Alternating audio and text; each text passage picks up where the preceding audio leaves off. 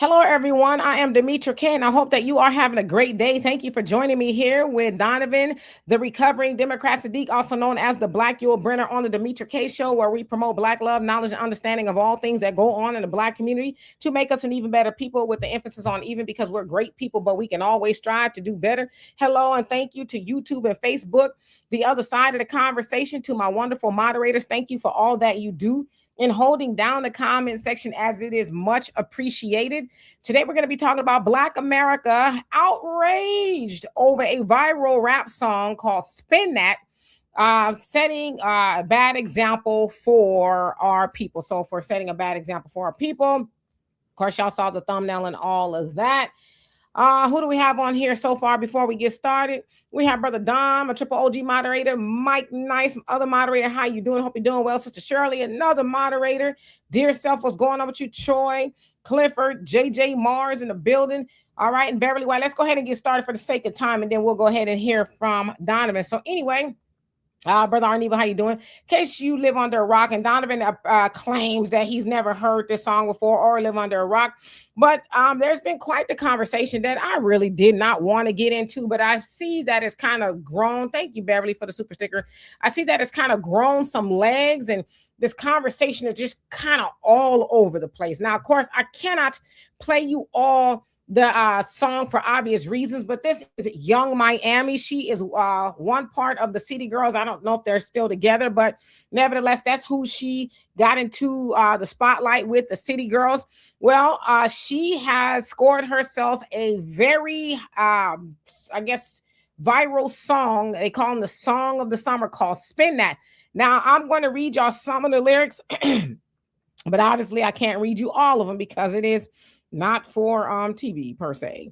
So some of the lyrics go: where all my scamming bleep N-words at, spending that money fast, 20s, 50s, 100s cash, boy, go in that go yard bag, boosting B-words, where y'all at, stuffing that ish in y'all bag, just to flip it, pop some tags, hustlers, go girl in that go yard bag. So I'm assuming that's like a high-end bag. And then the tagline is spin that, right? And then my daughter's laughing. And then it goes, I like a gangster A N-word, making more than 10 figures. I'm a down A B, riding with you in the splat. She explains that to be a stolen car. Only F with the hitters for his girl. He's a tricker. Calling up his trap phone, N-words. Where you at? Now, then it goes on, to talk about where my scamming, N-words at and all this other stuff. So anyway, I think y'all get the point. But the point is, so again, that is Young Miami. Let me take her down. Now, there's a lot of people who are mad because they feel like this particular song, which is very catchy. I'm not going to lie. It's a super catchy tune. A lot of people are upset because they're saying that it is corrupting the youth. Of course, by now, you guys maybe or maybe have not seen the copious amount of videos of children, whether they're at some sort of, this one guy who's gone viral with the song. I don't know if he was at an after school type thing or whatever it was, but he was surrounded by kids and he's dancing to the song and the song is playing and they're singing the song, all the lyrics. And then there was another video that came out. I guess kids were on a school bus or somewhere going to a I don't know, field trip somewhere, and they're all on the bus and they're singing the song, all the lyrics, and a whole host of other things. So a lot of people have accused, I guess, Young Miami and the song of corrupting the youth, corrupting women, encouraging people, I guess, women and children and men to, I guess, to be hustlers and scammers and stealing and boosting and a whole host of other things that are of the degenerate type. So from that point, people like India Ari, y'all know who she is, right? Very positive sister in the music space, talking about I am not my hair and all of that. Well, she responded to somebody who was talking about the song, says, I finally realized that not everybody wants to get free. And it was a very, very, very rude awakening, shaking my head, because the mass acceptance of this song is a crystal clear sign of this much bigger truth. So, of course, y'all know that India Ari has been in the music industry for, I think, over 20 years now. She's, again, more on the positive side, but she often, and it kind of seems like esoterically, talks about some of the darker side of the music industry. So from that point, India.Arie caught a lot of backlash, right? She caught a lot of backlash. She called her hater and all this other stuff.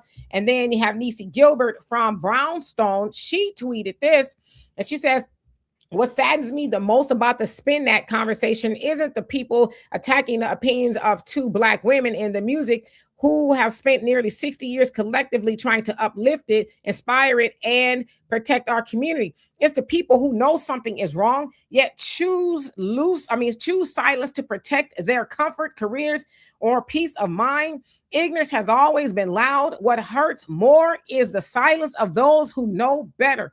Much respect to India.Arie for standing on her convictions. If the moment ever called for it, I stand 10 toes beside you, rather, without hesitation. Queen," and she throws up the fist. So from that point, Niecy gets dragged into the conversation of being a hater, right?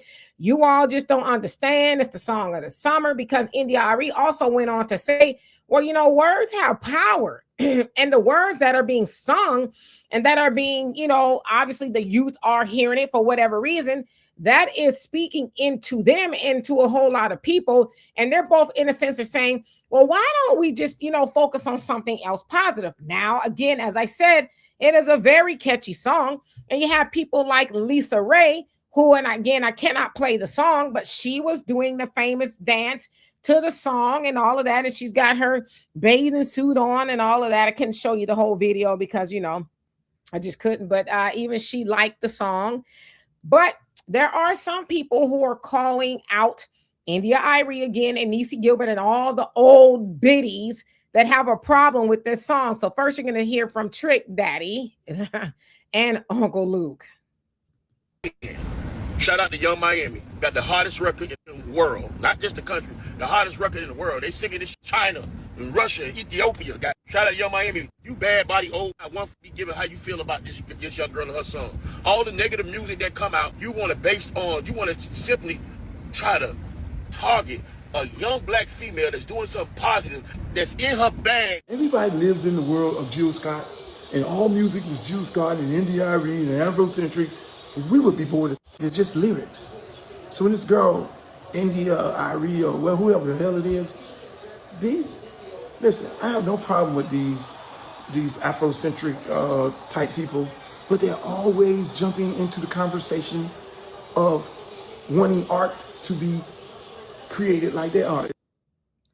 Okay, so again, that was two of Florida's finest, I guess. And I should say that Young Miami obviously is from Florida as well. So they are sticking up for Young Miami, basically saying everybody who has a problem with the song, they're haters. And you guys just won't let a young, you know, woman live and this, that, and the other. She's making her money. The song is wildly popular. You Jill Scotts and India.Aries and you Niecy Gilberts and all you Afrocentric people, you need to be quiet and let her do her thing, right? So on the other side of the conversation, there are some people like, it's just a song, right? She is not technically meaning to go out there and scam and boost. For those of y'all don't know what a booster is, those are people who go steal clothes or whatever it is, right? And then they might go sell it on the street or something like that. She's saying, I'm not really telling people to do that. I'm just saying, and this is what other people say too, hey, go get your money, right? Go get your money. You hustlers, shout out to you. I see you type of thing. But then, of course, the other kind of conversation is like, hey, that is really corrupting the youth. That's what's wrong with our children, as you know, songs like that, artists like that. And there's calls for her to be canceled, to be honest with you, due to the song. And that a lot of that is coming from our community. So I'm going to go ahead and give it to Donovan, and then we can continue to have the conversation. Donovan, with all that I said, what say you? Got a lot to say. But I will say this. Isn't this the girl that is the human toilet for P. Diddy? Isn't this the girl that allegedly city girl? I've never listened to this type of music or this person, okay? So I can't really speak too much on the music, but this It seems like she's built her career on degeneracy and whatever else she's built it on. Have nothing against that. Everything has a niche. You know, you got this, you got gangster rap, you got rock, you got a niche, right? Any parent that would allow their children to listen to this type of music, which seems a little bit more for the adults, that's a problem. Now, speaking of the children, if you have children that can say word for word what this song is saying, but can't do their ABCs, they can't read a book, they can't comprehend what they read, you have a problem. In our community, why is it that we glorify degeneracy and just nonsense, but then when it comes to things that are economically important to us, like this Asian boycott that is going on? But do you guys see have you guys noticed that when we are focused on something that is of an importance, because maybe it's just me, but when we're focused as a group on something important, something comes down the pipe that acts as a distraction to get us off of point, and then we start turning on each other. Am I the only one that notices that? I think it is a problem, like I said, and I've told you guys on this program many and many times. A woman, a mother, and I believe this woman is a mother. A mother is the most critical centerpiece of a community. Why? Because she is nurturing and influencing the children. So when this woman puts out these lyrics and whatever, and of course, you know, it's problematic that she's a mother and she is putting out this type of music. Even Cardi B, who is not FBA, who's of Dominican descent, she doesn't let her daughter listen to stuff like this because she knows the difference between performance and nonsense and what she wants for our kids. But in our community, mama could do no wrong. No matter what mama does, you can't correct mama. Mama can't be corrected. Again, when it comes to Black people coming together and being a economic force to better our community, along comes a distraction. And that's all I think this is. Because like I said, I'm not downing her hustle. She's in the entertainment industry. She's in the music industry. You've got some women that are in the adult news, you know, the adult industry. Everybody has a niche. And I'm not the one to judge all of that. However, Demetra says this all the time. When other people are more influential over your children than you are, the problem is not them. The problem is you. Absolutely. Let me finish getting into the comment section in just a bit. And I see you all have different opinions and things like that. Well, Donovan is right. And I do always say that why is your child listening to Young Miami or Cardi B or any of these other people? See, I always say it's not the kids, it's the parents. We have very silly parents, and then I've always said this too. I think this is the worst generation of parents ever made. It just is. And we'll get into that for a little bit later on. But yeah, do I love the song? I don't love the song. When I first heard it, I thought it was a joke, to be honest, which I actually heard it maybe like 2 months ago or so at this point. And then for whatever reason, it took off. Everybody loves the song and things like that. So I thought it was a joke, but I don't know how, I do know how children are listening to this song. But I have to be fair in my criticism of the song, because Young Miami's song Spin That is not the first time we've heard some degeneracy. Hell, we could go all the way back to Millie Jackson. Okay, we can even go back to the 20s and the 30s when they were singing about all kind of stuff, right? I mean, stroking and all these other things. But somehow people want to plant the degeneracy of the community on Young Miami. I think it's unfair, and I think it's kind of lazy. Again, I've seen all types of think takes. They blaming her, they blaming this, and they blaming that. I'm like, how y'all gloss over the parents? Okay. But my other thing is, we got a lot of other things in the community to worry about too. You talking about this is the degeneracy in the community when we got over this past weekend, Brother James, if you in the chat, I see the stuff that you sent me. There's a lot of people unalived in Chicago. There's a lot of people unalived in our communities all day long, right? But yet we're worried about a song. Does music cause corruption? Absolutely. Okay. But nobody, and I know why they don't, and I know what India.Arie was saying without her saying it because I heard her explain it. Nobody's really putting the blame where the blame is due on the people that own those record companies. And the other thing too is a lot of the people that are mad at Young Miami, you're not mad at Tyler Perry. You're not mad at all the other degeneracy that is put into our community. Now, as I was having this conversation with my daughter for the last week or so, Young Miami is not the problem. She is just the result of a lot of things that we have let slide in our community. Because my daddy used to always say the Black woman used to be the standard. And don't get it wrong, we still are. But there's a lot of things you would not see or hear Black women do in public, right? She might have did all those things behind closed doors, but it was kind of odd to see, you know, Miss Bertha with a skirt all the way up to here, or she's saying this, that, and the other all out in public. But we have continued to let a lot of degeneracy become normal, okay?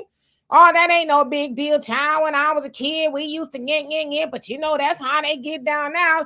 A lot of you parents, okay, and I'm a woman, so I'm gonna speak from a woman's point of view and a mother's point of view. Y'all afraid of y'all children. Y'all are afraid to check your children. You're afraid to say something to your daughters. Hey, baby, that skirt might be a little too short, because that's what they do, right? And so again, we get to this point where it's like, oh my God, she's corrupting the kids. Is she corrupting the kid, or are you a piss poor parent that allow your child to sit up and listen to what stuff you listen to? I'm from the age where I remember grown-ups used to have records or albums in a brown paper bag.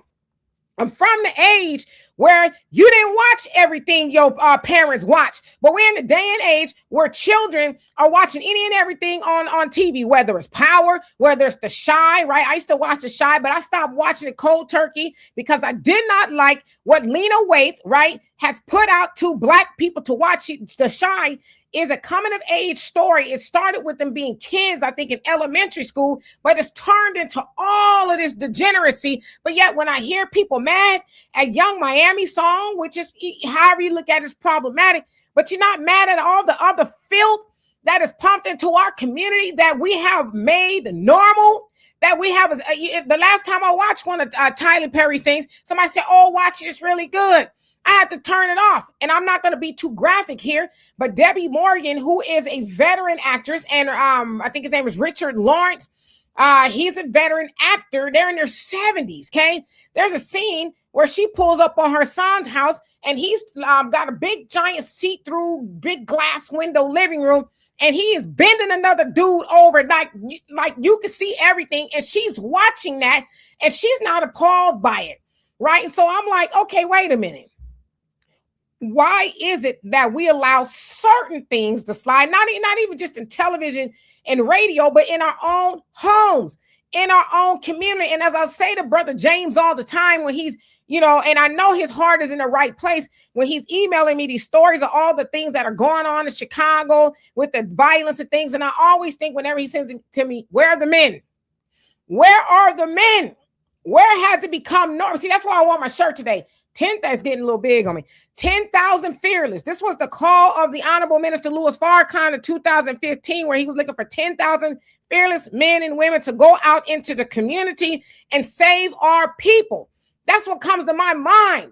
When has it become normal that I'm speaking to you men on this one, that you have conceded your manhood to the shoot 'em up boys or whatever you call them to ruin and terrorize the neighborhood? When have you took off your and then put them away and saying, not saying this to Brother James at all, I'm just saying in general, and said we need somebody to do the job that we should be doing? So I'm saying all that to say Young Miami is a result of us being cool with everything. As Donovan said, if we're distracted, them people give us. no matter what it is. I talked about it all the time. That whole conversation, the red pill, the woman hates the black man, that captivated our community, and the unity that we had between black men and women was almost destroyed. Now, do you think that was a conversation that was original to us? No. Somebody dropped that off in our community, and because we don't think all the time, we bit it hook, line, and sinker, and we thought that was a problem. But back in the day, black men and women were married more than anybody else. Now we're married less, although I saw a study that says that we're working on that. It's actually improving. But I'm saying that to say we cannot be misguided to think that Young Miami is the reason children that say can't read or children are behaving this way and that way. I can log on the internet at any given day and I see some silly woman who will have her baby daughter no more than 5 with little bitty skirts on, tied up shirts, and she posing, and y'all done, trying to turn your little girls into little bad bees. Not my words, but that's the presentation that you put out. But you want to blame Young Miami? So yeah, I agree with India Irie in that, words are powerful. But as my daughter made a good point, she says, it's funny that people aren't making Young India Irie stuff go viral. Why don't we make that go viral as much as we are talking about Young Miami? Let's run up her album. India Arie is a great album, right? She's talking about loving yourself and proud to be black and all that. But see, we don't want to do that. Why? Because we are conditioned to eat the negative, talk bad about our people instead of saying, you know what? I don't have to listen to Young Miami. My little bitty babies damn sure ain't gonna listen to Young Miami, just like I didn't listen to the stuff that my mom and daddy was listening to, whatever that might have been. I don't know. So that's the larger conversation. Absolutely. Do us a favor, you guys. Hit that like button. It's absolutely free. And don't forget to download the African Diaspora News Channel app. You can get it on Google Play, Apple Store. Demetra puts in a lot of work. So if you guys would like to buy Demetra a cup of coffee, there's ways you can do that. She'd really appreciate it. And to keep these great conversations going, please help the channel if you would like. Cash App, PayPal, Venmo. You could donate and keep these conversations going. Absolutely. Thank you. And Harmony, how you doing? Says we can bring the focus back to where it belongs. FBA wealth transfer needs to stay front and center in our conversations. Yeah.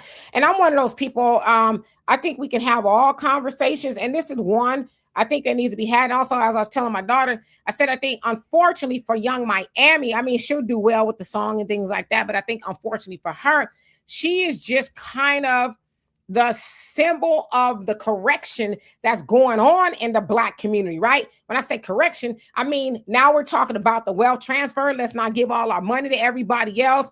And we're talking about the things that are degenerate in our society. Because see, that's up to us to reject all of that degeneracy, right? And become better parents and say, well, I don't want my child listening to that. But as I always say, too, a lot of y'all kids, not y'all, but them over there, y'all gave them a cell phone and they on TikTok. They doing all kinds of things. You have no idea what your children are doing. And so when then you hear them, where am I scamming? You wonder where they heard it from. Well, you gave them a gateway to the world. This is a gateway to the world that your child is not equipped to even navigate, let alone you. But y'all give this to your children with all the apps on and say, here, baby, because you want your child to go not get on your nerves. And then you want to blame Young Miami for corruption. No, blame your silly self for not watching your child and giving them this. And God knows what they're into. So I agree, Harmony. We do need to focus on that. But I think we got to, really talk about it all. But this is a correction that's going on in our community. It's a good thing. So it's not Young Miami's fault. She's just kind of the center of the topic right now. Right.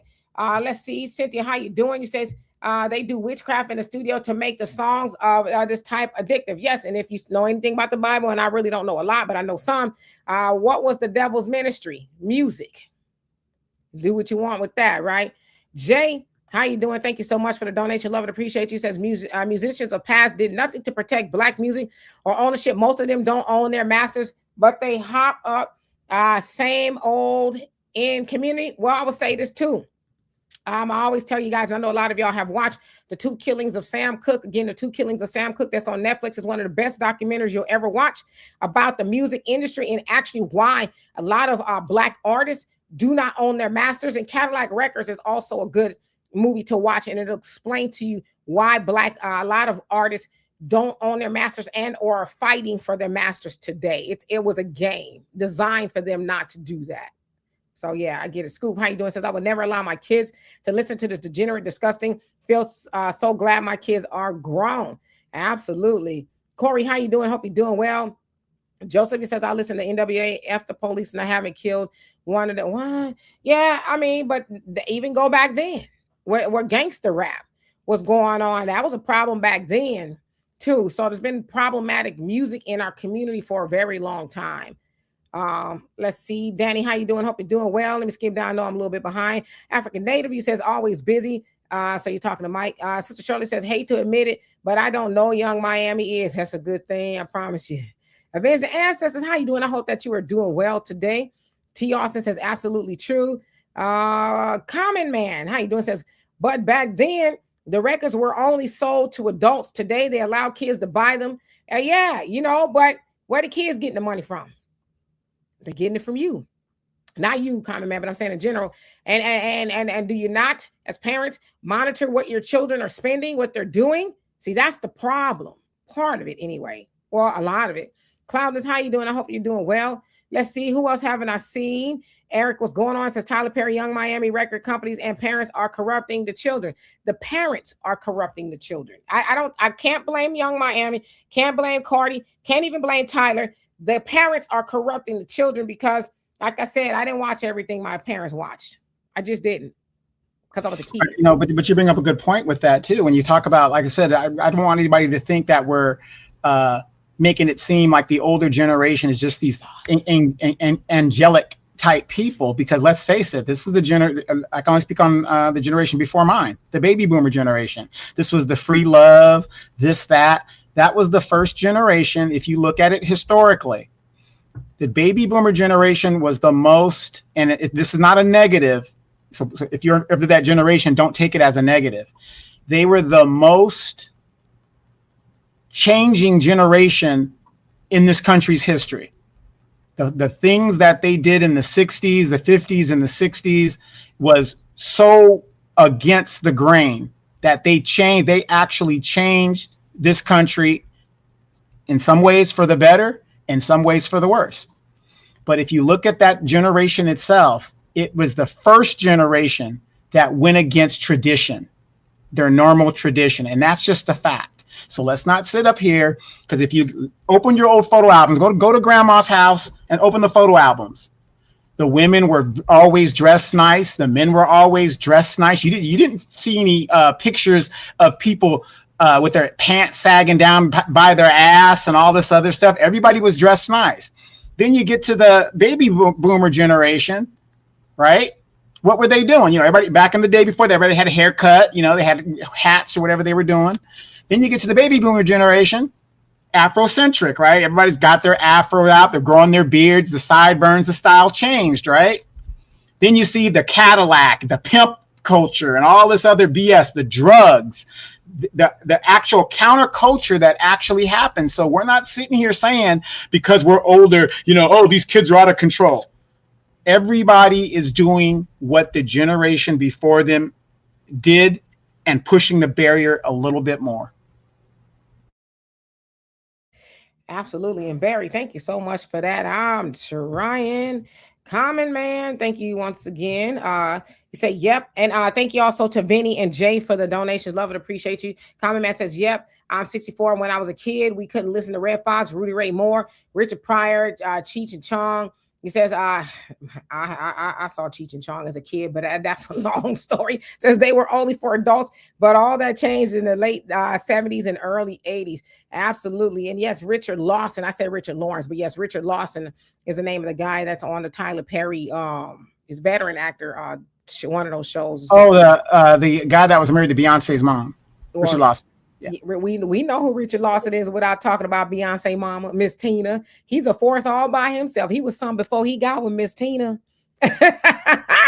Rohan, how you doing? Says when some men speak on what some of our women and girls are doing, men are ashamed to stay in their lane. Yes, and I get the shaming, and I'm going to say this because I don't I'm not saying that men shouldn't be able to say anything to women. The problem is, and y'all know how I feel about that, is the men aren't talking to the men.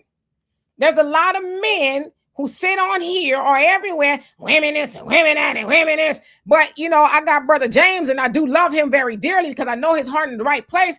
But he's emailing a couple times a week saying, hey, these kids are off the chain. Now, are there some girls out there that's, you know, doing the Yosemite Sams in the neighborhood? Yeah, but it's probably mostly the boys. So while we let us women, right? Because I'm 55 and grown, okay? And I'm telling you, I'm equipped. Let the women, and I agree, more women need to speak up and start, you know, correcting the younger ones. But we need the men to get out there and get a hold of the boys and grow them up, raise them, and teach them to be men, and stop focusing on, as a man, what women need to be doing. See, if we handle it on our ends, then we're going to be all right. But there's too many people trying to get women in check while the boys are off the chain. That's just how I'm saying. So I'm not saying that y'all can't say something to women, but y'all talk more to the women. And I know it takes, you know, our nation can rise no higher than this woman. That's why the Honorable Elijah Muhammad spent 75% of his time cultivating the women, 25% with the men, because the woman, the mother, is the first teacher. But that was the Honorable Elijah Muhammad. He was equipped to do that. We got a lot of men on here that ain't raised nothing but what they shouldn't be raising, and they want to tell women what to do. Go talk to the men. But see, the problem with that is, with women and men of today, they don't know what it is to be a woman or a man. They think it's because I look good, or I could trampoline somebody for more than 2 minutes, or I could take somebody out to dinner. But what else is involved in being a man or a woman? That's the easy stuff. So that's where we need to be. We all need to raise these children to be decent men and women. And that was the call from the Nation of Islam for Saviors Day address via the Honorable Minister Louis Farrakhan. That was delivered by Student Minister Ishmael Muhammad. Let's make our communities a safe and decent place to live. So we need both men and women to do that, right? Easy E in the building. How you doing? And man, what's going on? It says Trick Daddy is supposed to be some kind of politician. No, that's Uncle Luke. He's running to be Congress. It's weird. One who cares says decolonization of the mind. Talking about Brother Phil Scott's book.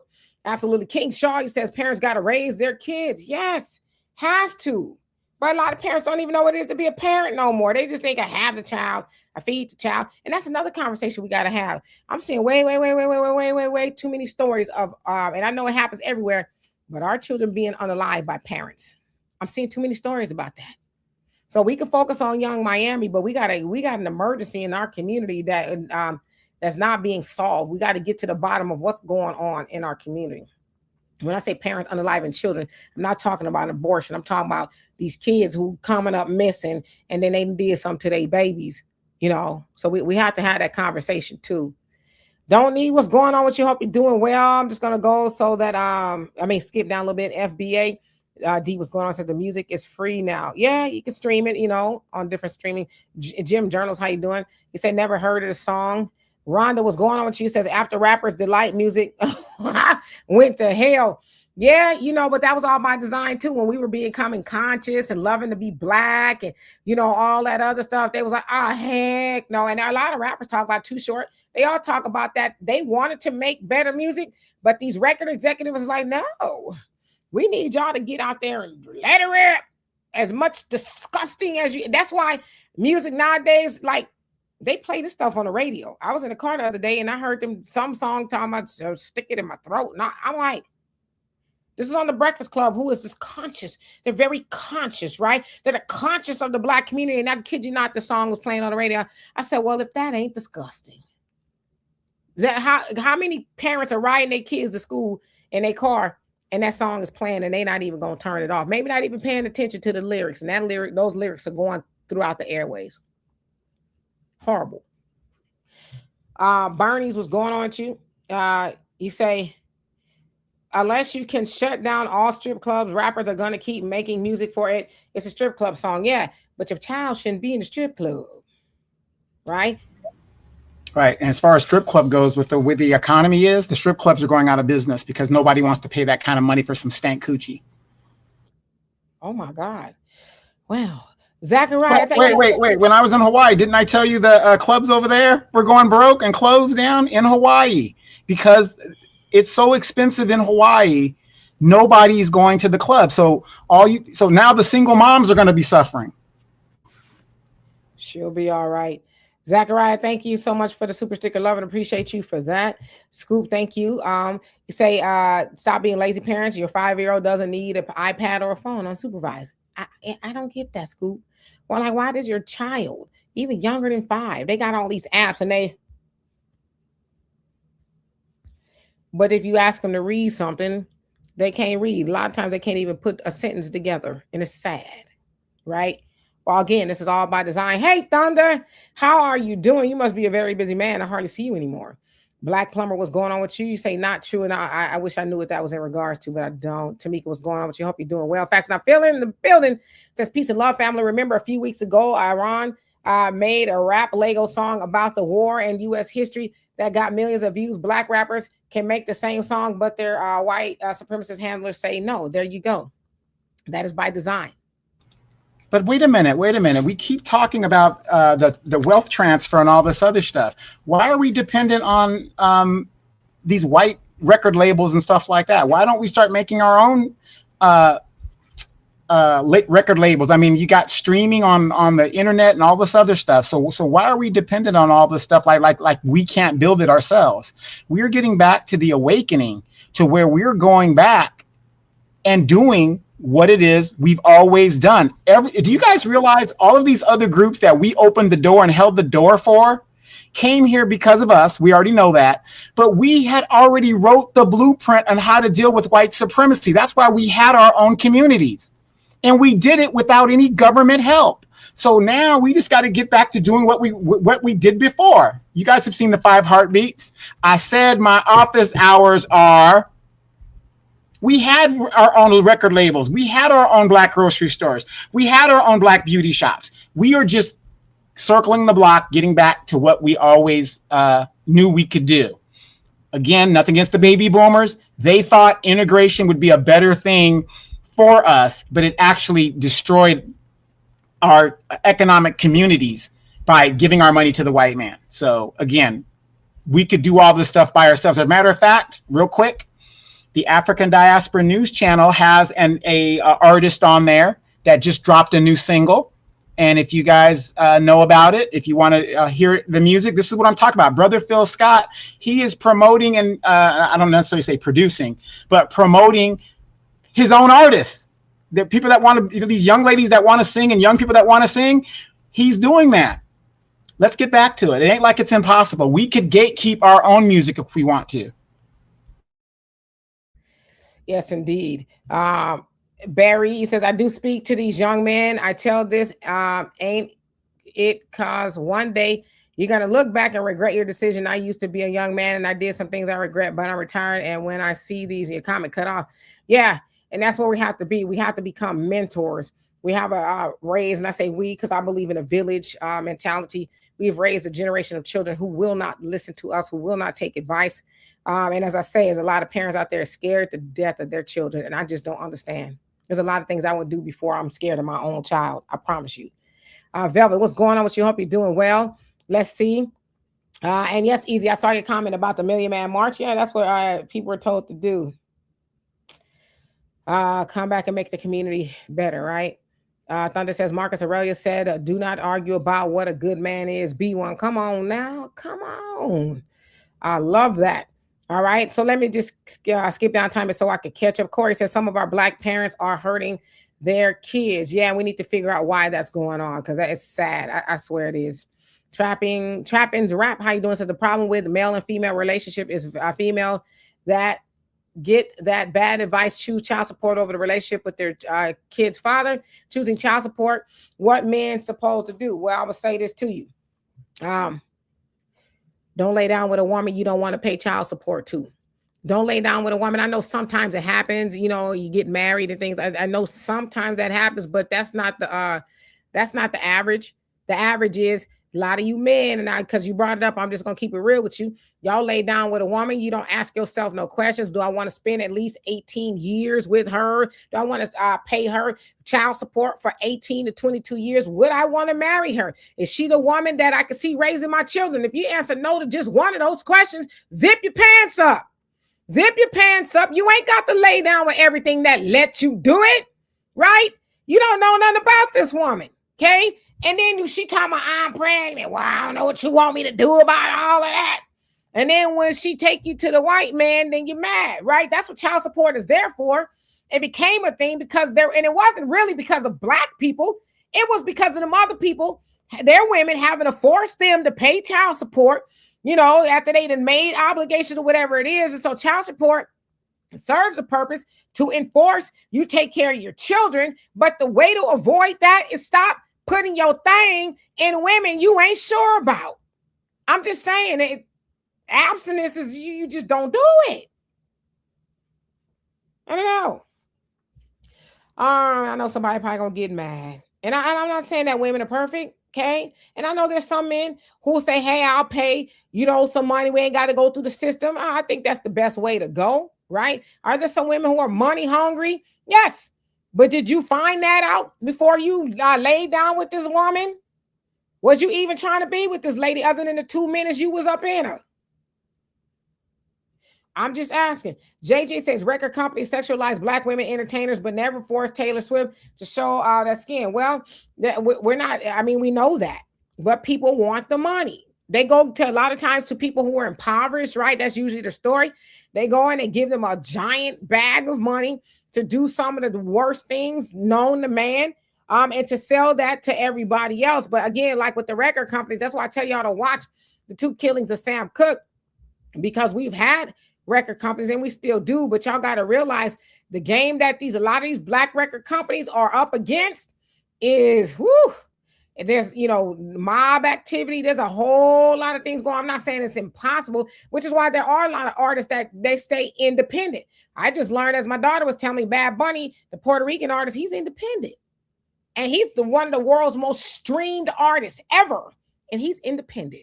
See, it seems like people could learn something from that, right? Why are you independent? Because you know what's going to happen when you go with these other record companies. And unfortunately, some of our record companies do it to the artists too.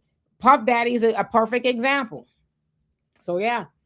Let me skip down just a tiny bit. Yeah, thank you so much for the super sticker love and appreciate you for that. Who else? And Thunder, you say, Demetri and Donovan, with the technology that's available today, do we really even need a record label? No, a lot of people aren't using record labels. They're doing their own thing, right? They're becoming independent because it is a racket. I tell you that. You'd be surprised of all the things that are involved in not wanting black musicians to be independent, because that's what they said during this documentary. What happened to Sam Cooke? He wanted to start his own label. He was like, it's time to do our own thing. And they said, no, it's not. So yeah. But it's not to say we can't. Pop, how you doing, Sister Cynthia? What's going on with you? The A73IN was going on. It says, I knew my distant auntie was live in the kitchen. All right, now Amy was going on, says the song is trash and destructive to the community without the lyrics. It may be okay. So why not put positive, uplifting words to it? Companies are counting money made from hurting us. Yeah, I'd say the same thing. It is a catchy tune, and it could have been. And I've heard people do other remixes. I heard somebody did a Christian remix. I'm like, the last thing I want to be is in church hearing that and thinking, or seeing people rolling their booties around because they thinking of her song. But yeah, she could have put anything, other lyrics to that. Willie, what's going on? Says, and the government bombed and burned them all to the ground repeatedly. You're talking about the record labels. That is true. Common Man, thank you so much once again. Love and appreciate you for that. It says 2 Live Crew, People Records executives were one of the crews that changed the game in the mid 80s. I was already out of rap then. I joined the army then. Yeah, absolutely. Yeah. Uncle Luke. Yeah, they I forget the name of their record company, but they created a lot of destruction and degradation, if you will, within the black community. And Tipper Gore, she tried to shut them down. Al Gore's wife, who was the vice president at the time, his wife was like, yeah, we're going to try to shut you down. And the United States Supreme Court said, no, they have freedom of speech. which is why they started putting the parental advisory sticker on the labels to let you know that your child probably shouldn't be listening to this. So yeah. One who cares says child can't read on a grade level. That have an iPhone I have mastered, and I can read. I own an Android. Laugh out loud. Yeah, I hear a lot of people going back to the Androids due to some of the things Apple may be doing. Fair use. How you doing today? Hope that you're having a great day. Marjorie, what's up with you? Let's see. I'm gonna try to make it all the way to the bottom. Soto says at least. Yeah, I mean, you know what they call, and I'm trying to be as clean as I can, but you know what they call men who pull out? Parents. Scentflix, what's going on with you? It says, yeah, we had our own stores on nearly every corner. Yeah, we can get back to that again. We will, right?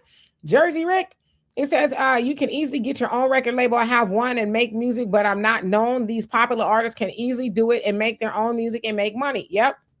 You don't have to be tied to a record company like you used to. And because people aren't really making records, a streaming type of thing. So yeah, Slim Slammer, what's going on with you? It says body blow and going down. Queen Shaw, how you doing? It says you was right.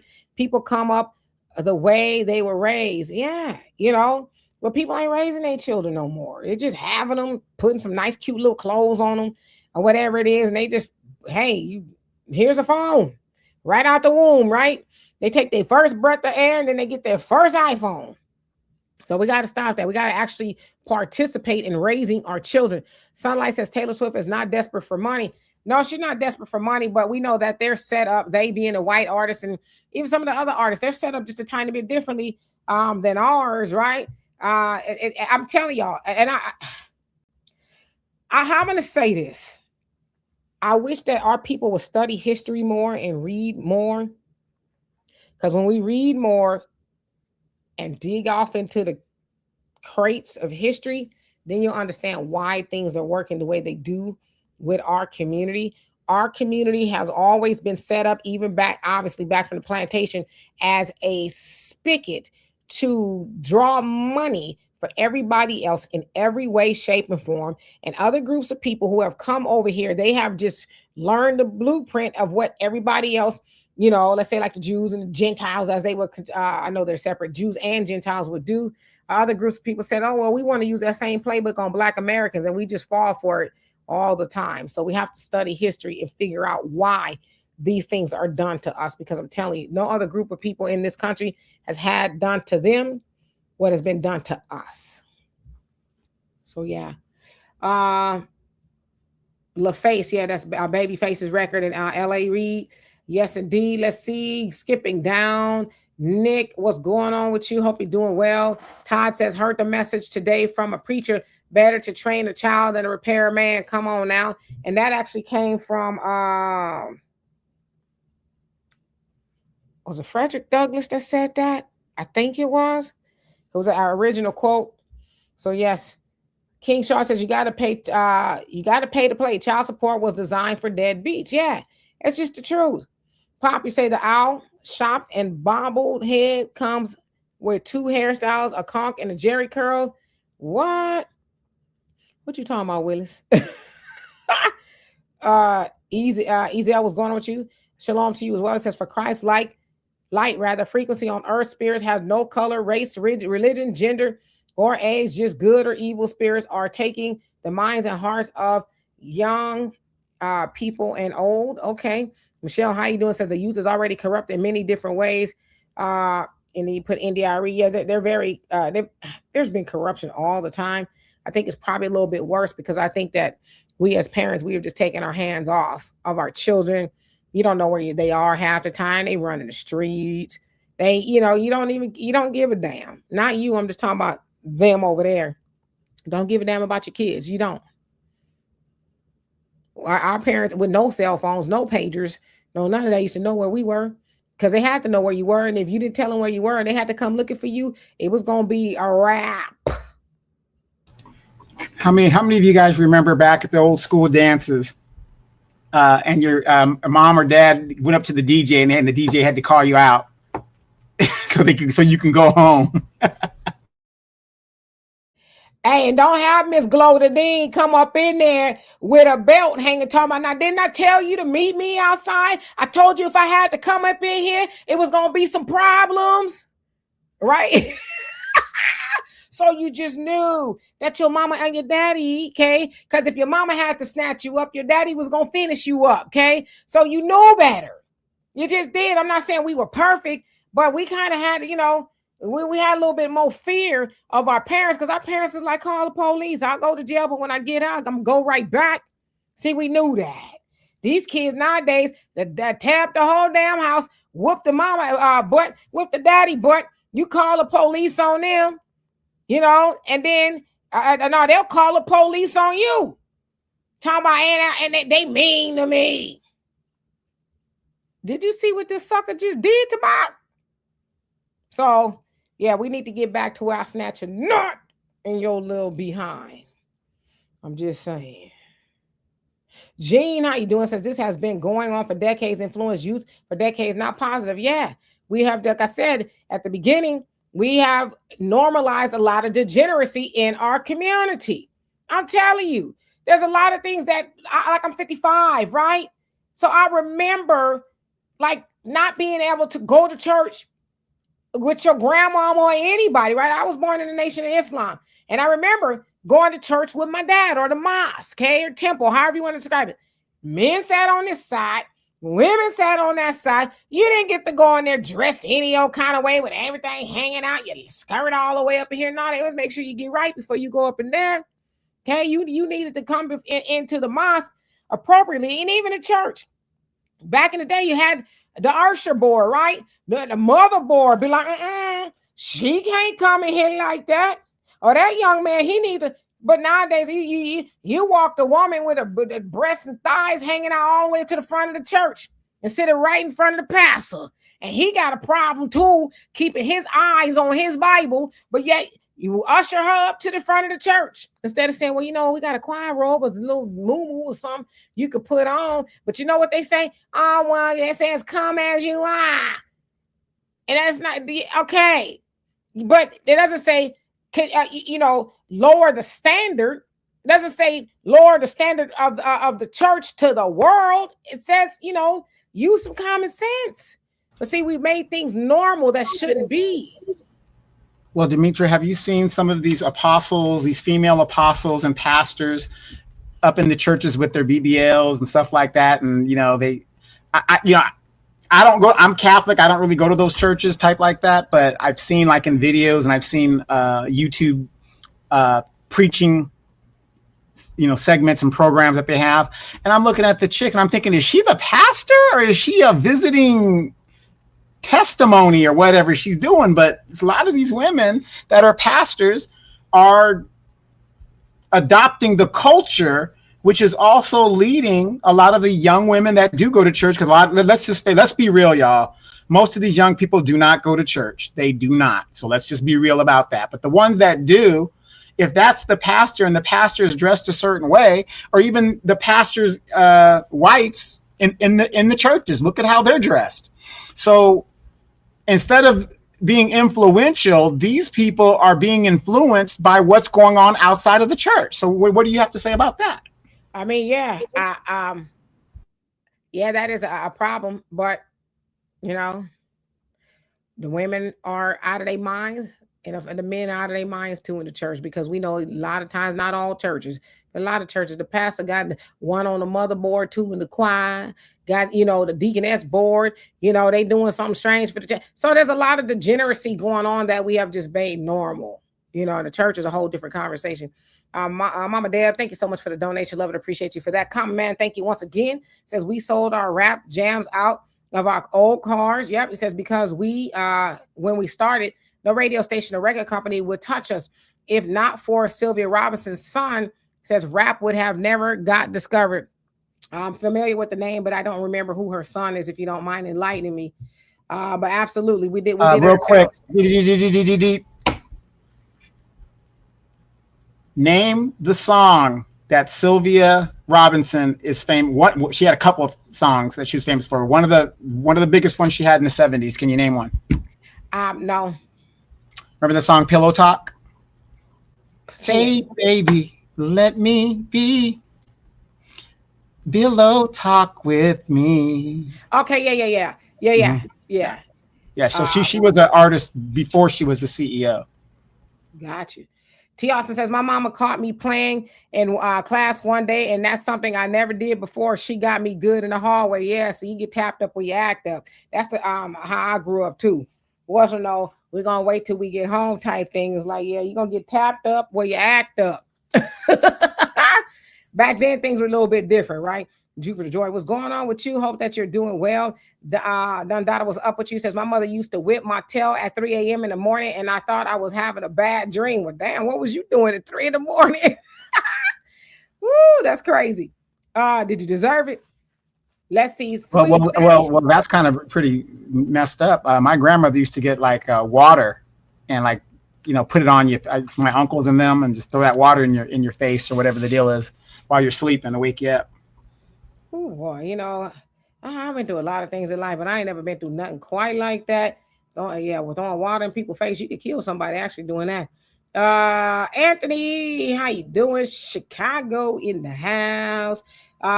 Saint Flicks, you say, yeah, they don't go anymore because they are being awakened to the truth.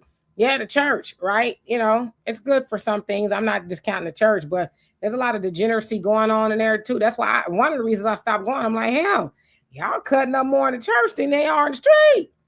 And then a lot of times you do it in the name of the Lord. I'm like, I don't know if this was ever in the Bible. None of this kind of stuff, right? Let's see. Pop says razor straps made the world. What? He says, hold on, razor straps made the world go around. Ooh, I never been whooping nothing like that. Jersey Ricky says, I'm from Inglewood, New Jersey, and I know the Robinson Sugar Hill gang. He might be talking about Joey Robinson. Okay. FBA D says, yeah, grandma will whoop you at school, grocery store, anywhere. Okay. There you go. And children knew that. So let's see. T also says, water in the face. We came up tough. Yeah, I ain't never had that happen to me. I'd be mad as hell about that one. Luke says, catch you fresh out the shower. Oh, no, I ain't never had that either. Sunlight says, the water wake you up. Guilty. DJ said, what's going on? It says, don't fall asleep and forget to wash some dishes. Oh, yeah, I've done that before, and I never did it again. See, I know what it's like. Or you didn't fold the clothes out the dryer, or move the clothes. I know what it's like to be up in the middle of the night washing the dishes because you didn't wash the dishes, and washing all the dishes. Like, huh? Bonehound, what's going on with you? He said, spin that ish, FBAs. You better stop. Common Man, thank you so much once again. Says our cassette tape started selling better than pot. Yeah, Pillow Talk, Sylvia Robinson's son was a nobody. He just liked to hear us rap. So he told his mother about us. Oh, okay. You got a little bit going on there, Common Man. Got you the rap historian. The boss was going on with you. You said, oh, you did a typo. I didn't even see that you made a comment. Did I miss your comment? I didn't see it. If you did, I'm at the bottom of the comments. Isn't that wonderful? I said I want to get out here in about an hour or so. And listen, we have nothing else to talk about. Well, you said D-Boss, you said don't take away your Facebook account. I can't take away your Facebook account. I didn't see anything that you said. If you said anything, I didn't see it. The A7 was, he says, my grandmother once told me to go grab a switch off the tree in the backyard when I was 5. She didn't whoop me, though. I guess I was too willing to get the switch. Yeah, you were supposed to, hey, Albie, chill. Well, actually, that's a psychological thing. Think about it. It's psychological. You knew you had to get a switch, and it couldn't be a weak switch to beat your own ass with. That's a psychological thing that's put into your head. Yeah, I had to go get a switch. I never got really too many whoopings when I was a kid. We didn't get whooped a lot, but we did get whoopings. And whoopings we got was monumental to where you didn't want to get another one type of thing. One of my siblings, yeah, they got whooped a lot. But the rest of us, not so much. Todd says I had the electrical cord to the behind. Ooh, says just one time and I straightened up after that. Yeah, I think the extension cord. How many of y'all got the extension cord? No, I never had no extension cord. I'd have ran away for sure. They'd be still looking for me to this day. They'd whoop me with an extension cord. But so yeah, at the end of the day, and the Buckhorse says electric cord messed up is going in bad. Okay. Yeah, I mean, at the end of the day, I just feel like. But you know what's crazy though? I'm going to cut you off. What's crazy is everybody has, and that's what I love about FBAs. We have the same exact. How can people run around and say that we don't have culture when we can all sit here and talk about the same exact experiences? Everybody knows mama has mama hearing. And then if mama could be sitting on the couch and she could take her shoe off and that shoe will turn the corner and hit you in the side of your head. Yeah. Oh, Marjorie say apple tree switches are the best. One sting and the point of obedience is understood. Yeah, I mean, I've been switched before and I didn't like that at all. I wasn't one of them kids that liked whooping, so I learned my lesson. Both my parents, may Allah be pleased with them, will tell you that I wasn't a bad kid at all because I didn't like whoopings. My dad would say, tell you that she did not like whoopings and didn't. It sounded like you said which sibling. Yeah, this sibling got she will catch a few of them. Scoop, thank you so much for the donation. Love it, appreciate you. Says my grandmother wouldn't let us use the washing machine. We had to wash our clothes in the tub with lye soap and a washboard. Ooh, now that's old school right there. That keeps you grounded right there. See, something happens, at least you know how to wash your clothes by hand if you had to. Absolutely. But yeah, so at the end of the day, I mean, I just, like I said, just going back to the song, I don't think that it's fair to blame Young Miami. Young Miami, I don't even think Dan, how's Young Miami? Maybe she's 30. Mm-hmm. So she's young. She's young. She's getting a bag. She's not original to that type of music or whatever it is. I mean, she's 32. Essence had Cardi B, Lotto, and a few other people there headlining, and all of that other stuff. But as I say too, which isn't Essence saying that they're honoring Cardi B as the woman of Essence this year or something like that? A Dominican woman is going to be honored as a Black woman at the Essence Festival. Well, we don't own Essence anymore, we know that, but we don't own it. So, they can honor, I guess, whoever they want. See, I don't really get too far into the weeds with that kind of stuff, because I'd rather talk about ownership and the things that we do own. But the point to me saying that is, there's a lot of degeneracy going on, but it's easy to focus on the degeneracy from, let's say, some artists or television, but we never talk about the degeneracy that's going on in our own homes or in the neighborhoods, because what the thing that we can do about that degeneracy as far as the music and things, we could just turn it off, not watch it, not participate in that. Nobody is forcing us to watch, to listen, any of that kind of stuff. Nobody is forcing your children. You are supposed to be the gatekeepers of your children's innocence, and anything that goes into them, you are supposed to monitor that. And it is disheartening to see people, parents, adults, I'm assuming, put their children on the internet singing and dancing to the song, because it's like, that goes to tell you, as I say, the apple doesn't fall too far from the tree. So the children are just the fruit that have been bared, if you will, by the parents who aren't cultivating any common sense or decency within themselves.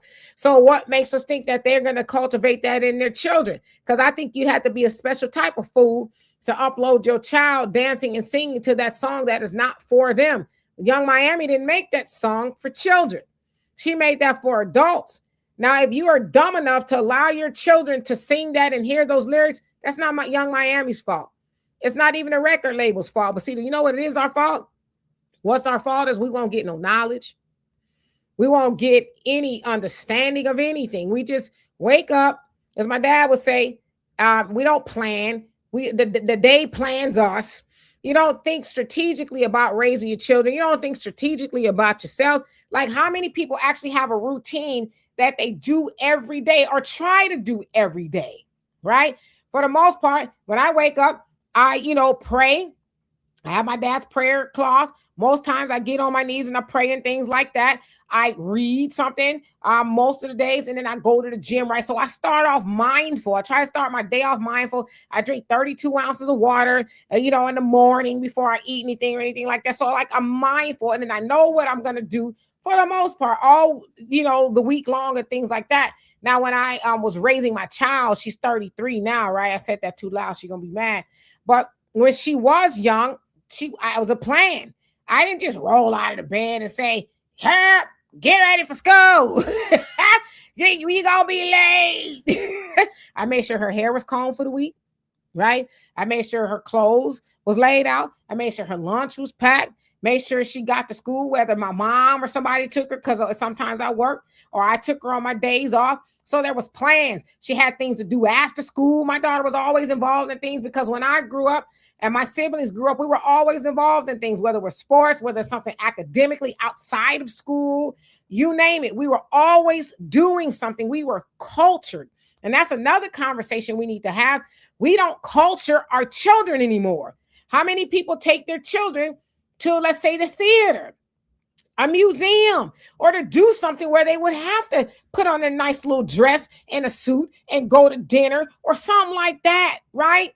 So we have to get back to those things, because we're not seeing, and I'm not speaking for all of our people. I know that there's still things or people who do those things, but I'm saying you have to have a plan for yourself to succeed as a person, have a plan to succeed as a parent, and anything else that you may be doing, so that your children can succeed. And you also have to teach your children how to plan, how to be successful. Don't just wake up and say, oh, okay, I'm going to be on my phone all day.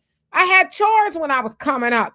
A lot of y'all, not y'all, but them over there, you don't make your kids do chores. They don't know what that's like. What's in it for me? You going to pay me? Yeah, I'm going to pay you no mind after I beat your, or whatever, after you take out the trash, you mow the grass, or whatever it is you're supposed to be doing. A lot of y'all clean your children's room.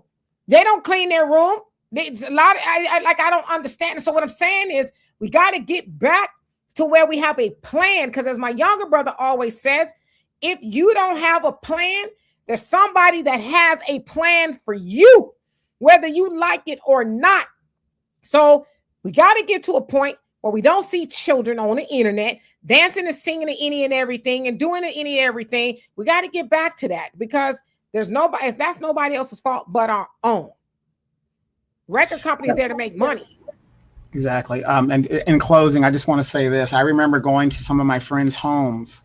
You're over there sleepover or whatever, but even you just stopping by for the day. And I would go in the room and the bed wasn't made. Now, of course, I have a lot of military friends that I grew up with, went to school with, and me being military myself, growing up in a military family. The first thing that my mom made sure I did when I get out of the bed, the first thing I do to start my day is to make my bed. Because if I don't get anything accomplished for the day, I made my bed. Like you said, though, people get up, they just roll out of bed, they don't do their bed, they don't clean their room, or whatever the deal is. And I used to look at that, and it would just blow my mind. Like, you got your funky ass and rolled out of your bed, and you didn't even make the bed. Because how hard it is to pull the sheets up, tuck it, and do all that other stuff.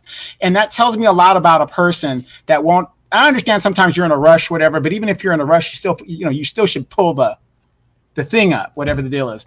And it would just blow my mind. But it tells you a lot about a person when you really look at how they start their day. Fellas, how many of you guys have seen the finest chick? She invites you back to the house or the apartment. Then you go there and you see clothes all over her bedroom. I'm out of there quick, because if you're throwing your funky, stanky drawers all over the place, I can only imagine what else is going on. My Lord, all of that going on up in there. Nandade says, anytime a woman brags about golden showers can't be too wholesome. Yeah, and that's what I was saying. Even with that, women would be shamed and shunned if you said that. I mean, Glow might have liked some golden, not me. I'm saying Glow might have liked some golden showers, but that was Glow business and the person who was giving her the golden shower, right? Glow Dean didn't go out into the public square and say, guess what Melvin did to me last night? And he ain't drank no water before he did it. The good Glow didn't talk like that. You didn't know that. You didn't know why she was smelling a little ripe, okay? Or why she had a little yellow tint to. You didn't know why that was the case. You thought maybe she just was sunburned. But I'm saying, because back then you would have been shamed and shunned. Oh, that's a nasty woman. We don't hang out with that type of woman. Oh, she just saying and doing any kind of thing. You see how that lady dressed and what she talking? That's a see. There was a nasty woman, okay, in everybody's community knew who the nasty woman, and maybe there was two nasty women, but there wasn't a nasty women as a whole. You knew who the nasty woman was, and it was that way because, and she was an outcast from the community. Okay, so we've made it normal for people to talk over their clothes or under their clothes. Rather, we made that normal. I don't see the big damn lady. I don't want to know who done pissed on you. Right? Or who I don't want to even know that you like that. So that's the stuff we have to shun. Like, but she gets paid a lot of attention and money to talk like that.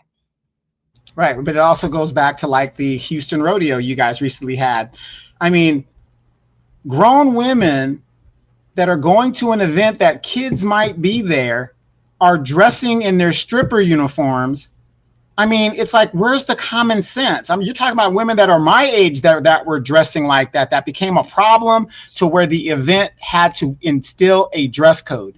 That shows you how far gone our society has gone in regards to our respect. I mean, where's our respect for our children? You know, we don't even respect the damn children anymore. And it's just sad. It's just sad. Yeah, and Common Man, thank you so much for another donation. Love and appreciate you, and Sister Cynthia as well. And like you said, some say Young Miami's maybe talking about her mother's experience. I guess some of that is her mom's experience. It is a very nice song. Just, you know, maybe she could have put some other lyrics to it, but you know, that ain't for everybody, right? Hero, what's going on with you? I hope that you're doing well today. Red Bird, what's going on? Says, where's the smoke for Keke Palmer and the movie and the song about it, the scammers, whatever. Yeah. So there's a lot of, I call it fake outrage, because there's a lot of things that are going on in our community that we let slide and are letting slide. And we won't have that conversation. I just think it's easier to dogpile on Young Miami instead of having a larger conversation that Young Miami is only doing what she's doing because we as a community have accepted any and everything that people give us. You know what I'm saying? From whatever it is. And we should shun it. Those people shouldn't make any money off of us. We should say, no, I'm good. We don't want that. If you want to produce something for us, whatever it is, you need to make it upstanding or whatever it is. But all this degeneracy, no. So that's why I said too, y'all got to recognize that we are in an age of correction, that we are rebuffing a lot of things. Again, the way we spend our money, we're starting to wake up on how we vote, and the degeneracy as well is just a part of that conversation, that we are starting to reject that. Yeah, and real quick, speaking of voting, it has been reported that Kamala Harris has reached out to the mayor of New York, and they're having conversations. Now, why do I bring that up? This woman is going to run for president in 2028, and she is reaching out to a communist for help, probably in the election, whatever the deal is. So I want you guys to look at these people, at how they will do anything to attain power. Now, I know some people out there support Kamala Harris, and that's your right. Hey, I support your right to support Kamala Harris.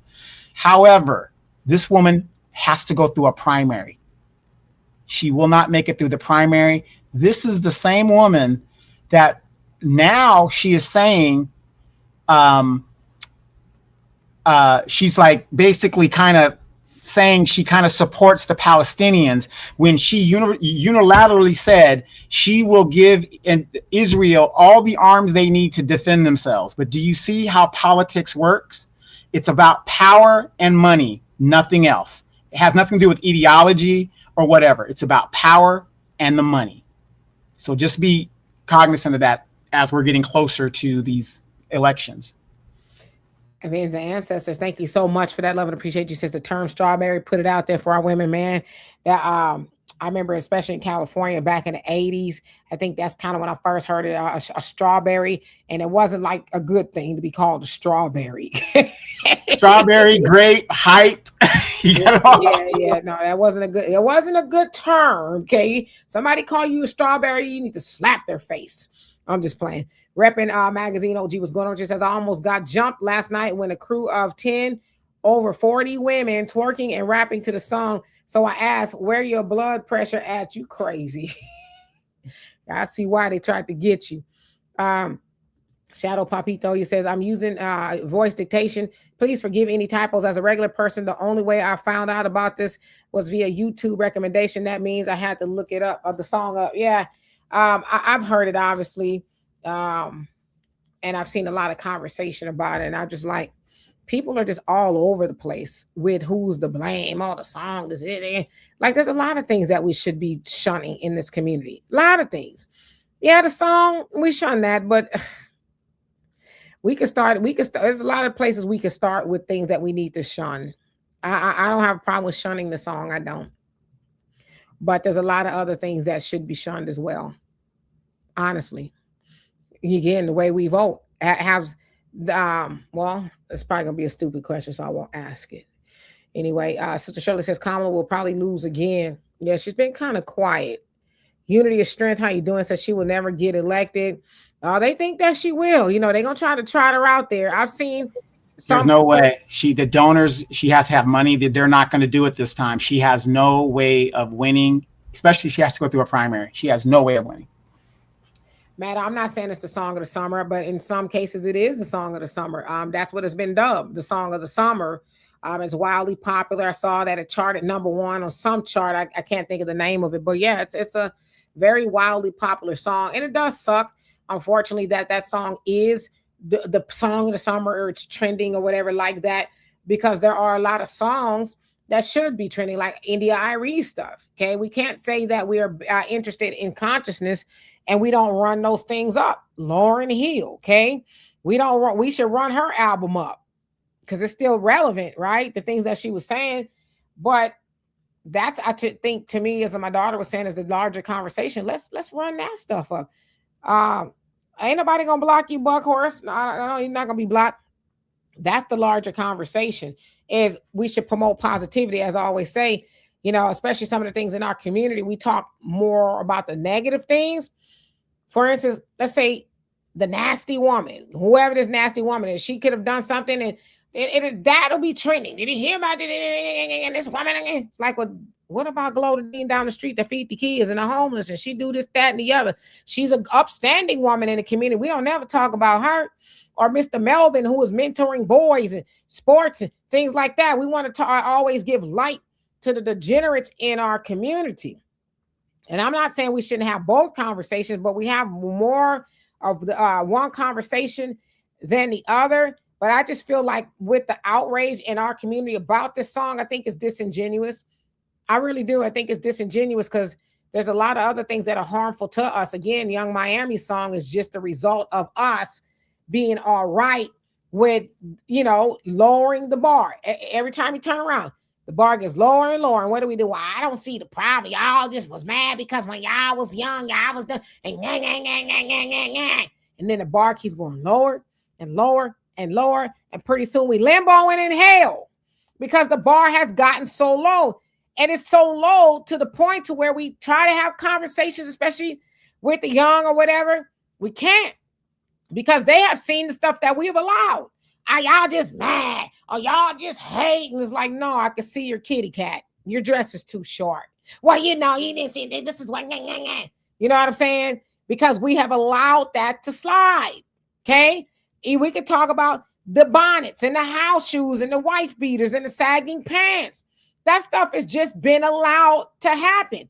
And I'm not saying we could control everybody in society, but if you saw your child going out the house dressed like this, that, and the other, and hell, a lot of these children seeing their mama go out the house in a bonnet and house shoes and no bra and pajamas and the daddy. Like, I always ask, why don't we dress up anymore in society? And I'm not saying we got to run around at the grocery store with a ball gown on or a tuxedo, but what happened to Mr. Johnson, where he wear a button-up shirt and some slacks, right? It was every day. But nowadays, when you talk like that, oh, that's dressing up. You see a lot of men walking around in tennis shoes or slides and socks and basketball shorts and wife beaters or T-shirts and do-rags. What happened to the women that would put on a nice little outfit? It don't got to be nothing expansive, right? But a nice outfit, and she combed her hair or whatever. That was normal, right? We didn't see our mothers and our grandmothers and our fathers. My dad, up almost to the day he passed, wore a suit. That was normal to him, a suit. That's what we saw. He took us to Disneyland, for God's sakes, wearing a suit. I kid you not. Your dad was cutting grass basically in a suit. I mean, it's Stacey Adams. You know what I'm saying? So what happened to us? Y'all know we are still, but we really used to be the standard. Okay, black people, we would go outside, we would clean. That's why I like the song "Living for the City." I think that's the title of it by Stevie Wonder. He talked about she didn't have a lot of clothes, but never was she dirty. Okay, we were clean. We were well put together because we cared about how we were perceived and how we saw each other when we were in a public square. We got to get back to that. Well, let's just go back to airline standards. Back in the day when not everybody was flying the airlines, they used to dress up because it was an experience. Now you see people come there, and I don't understand this for the life of me, Dimitri. You did a video on this a while back about the girl that was in the robe. She was basically had to put a robe on and getting on the airplane. Why would you have almost no clothes on, sitting on a public seat? You don't know what heebie-jeebies are coming between that seat, whatever. Why would you put yourself in that position, ladies? But yet we're doing it. And then the men, same thing. You know, you're going on a plane, you're musty or whatever the deal is. It's just we have to get back to excellence. You know, we just have to get back to it. Yeah, and I think this is a good. Wait, somebody said, Rapping Magazine OG says, if in 2026 if the song "Ain't Gonna Bump No More" by Joe Tex, he would be fat shaming. Man, that was my brother Walter's favorite song. "Ain't Gonna Bump No More" with that big fat woman. Man, that I'm telling you right now, I could call him right now, and he'll probably sing the whole song. We was kids. I remember him singing that song. Soto says, "I'm curious, was our aunts and uncles upset with the Mary Jane girls? I know they wasn't with Prince and Apollonia and Vanity 6. No, they weren't upset. I'm going to say two things here. And that's also part of the bar lowering. Okay, that music, the secular music like that has always been around. I'm telling you, I wish I could think of something off the top of my head. That was nasty music in the speakeasies, the juke joints and stuff, but they were in the juke joints, and people even still had the decency not to expose their children to that. Now with Apollonia and all them, yes, that was the bar lowering because it came more into the public. But I would tell you right now, I learned of Prince when I was like 12, 13, 11, but I was not allowed to watch the Purple Rain movie. My mom forbid us to watch that movie because she knew that wasn't for us. Right now, I watched it later. But what I'm saying is back then we had a little bit more discrepancy. But again, too, just to be honest, the bar started to lower where you saw women, and I love Denise, right? Vanity 6. I do. I love her. But we saw women out in lingerie. And that should have been a pearl clutching moment. Like, what? Wait a minute. Wait, now, if you thought that was pearl clutching, how many of you guys remember, and this shows you if you know anything about gangster rap or whatever, HWA? How many guys remember that?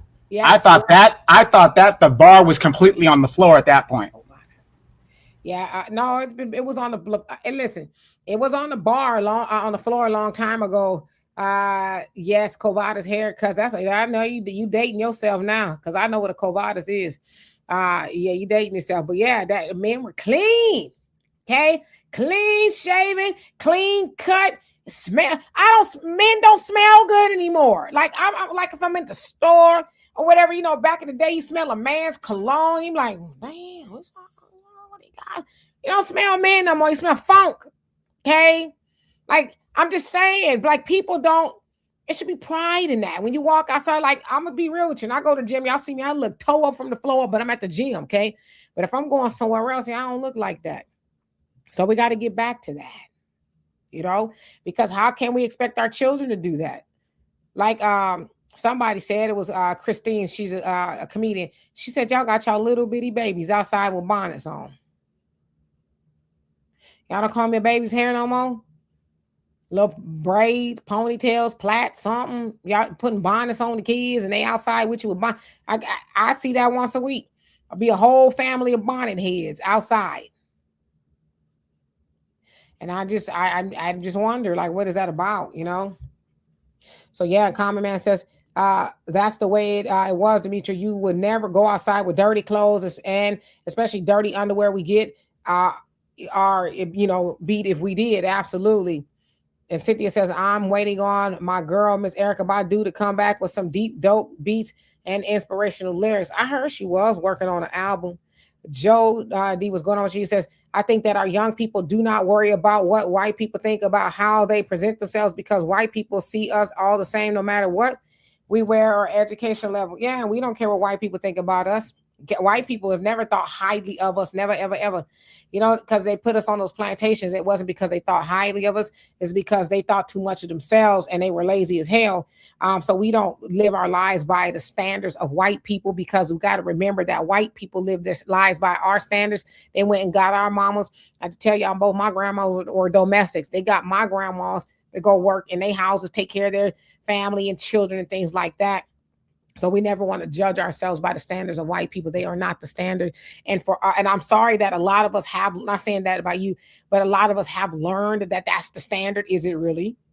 Think about waking up as a Black, beautiful human on this earth and waking up to try to adhere to the standards of people who never liked you, will never like you. And I'm not saying on an individual basis or some, but as a whole, they'll never like you. And why would you judge yourself by their standards? You shouldn't. Black Americans, I don't know where you've been, but we the standard. We're the standard. Now, unfortunately, we as Black folks here in America, we have adopted some of their ways, some of the things that we did not, it was not innate to us. We've adopted some of those things, right? Just being here in America, whatever it is, but you don't want to live up to those standards. So teach your children not to give a damn. Of course, you want them to be respectful humans wherever they go, but teach them not to give a damn about what them people think about them at all, right? Bonehound says, we'll discuss morality when we get our reparations. Yeah, I mean, we can have that discussion now, right? Because morality actually will help us become a little thing more unified. D-Mac, are you? I didn't see D-Mac. How you doing, D-Mac? There you go. I see you. And I saw what you sent me, but I couldn't open it because I don't have the app, news app or something like that. But I did see it, so I have to look a little bit more into it. But thank you for sending me that. Okay, so let's see who else is in the chat. K Tony, what's going on? It says a song promoting criminal activity with the beat and people are with it. Talk about lowering the bar. It is talking about criminal activity. But like I said, and I always say, if there's anything more influential over your child than you, that other thing is not the problem. You're the problem. And just in general, as a human, if you allow other things to influence you in a negative way, you might want to unplug, turn it off or whatever, but nothing should be more influential to your child than you, period.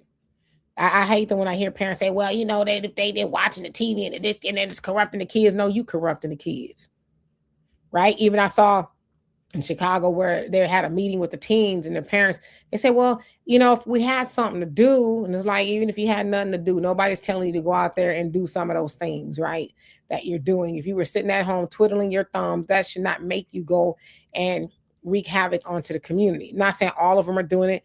I think a lot of them are probably just being teenagers. Obviously, the media sometimes overhypes things, but there's some out there that are causing a ruckus, and that's a parental thing.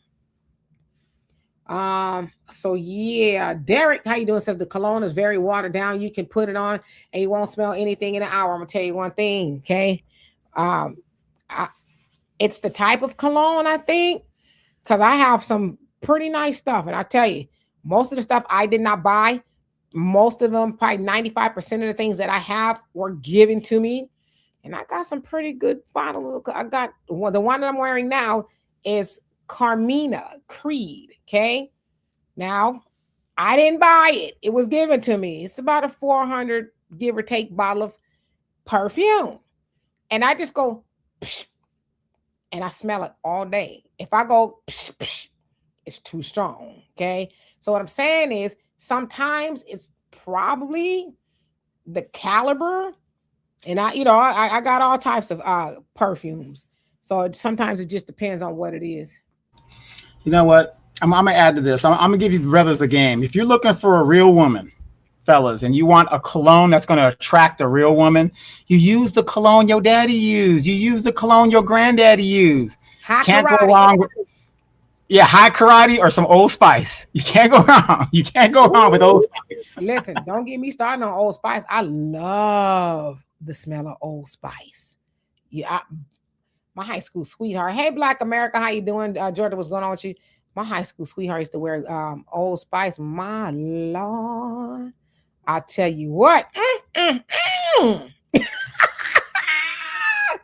Woo! Yes. So yeah, I mean, like I said, I'm telling y'all, man, I'm just giving you the game. Women love when men smell good. Oh my God. It's like, man, I've been with my friend. We be walking on the mountain and a man passes with some cologne on. We both be, damn, he smell good. I'm just giving y'all the game, okay? You gotta take a bath too before you put the perfume or the cologne on. And perfume too if you're a lady. Because ain't nothing like, let me shut up. Black America, where have you been? You been on the road again? Ezel, let me go here. Margaret, you say most of these men need training on how to be a man before they can teach the boys. Some of the older men think telling the boys how to disrespect girls is the way. Yeah, and that's because they just need to be around men to teach them manhood. Or, there's a lot of grown men and women. When I say grown, I mean chronologically.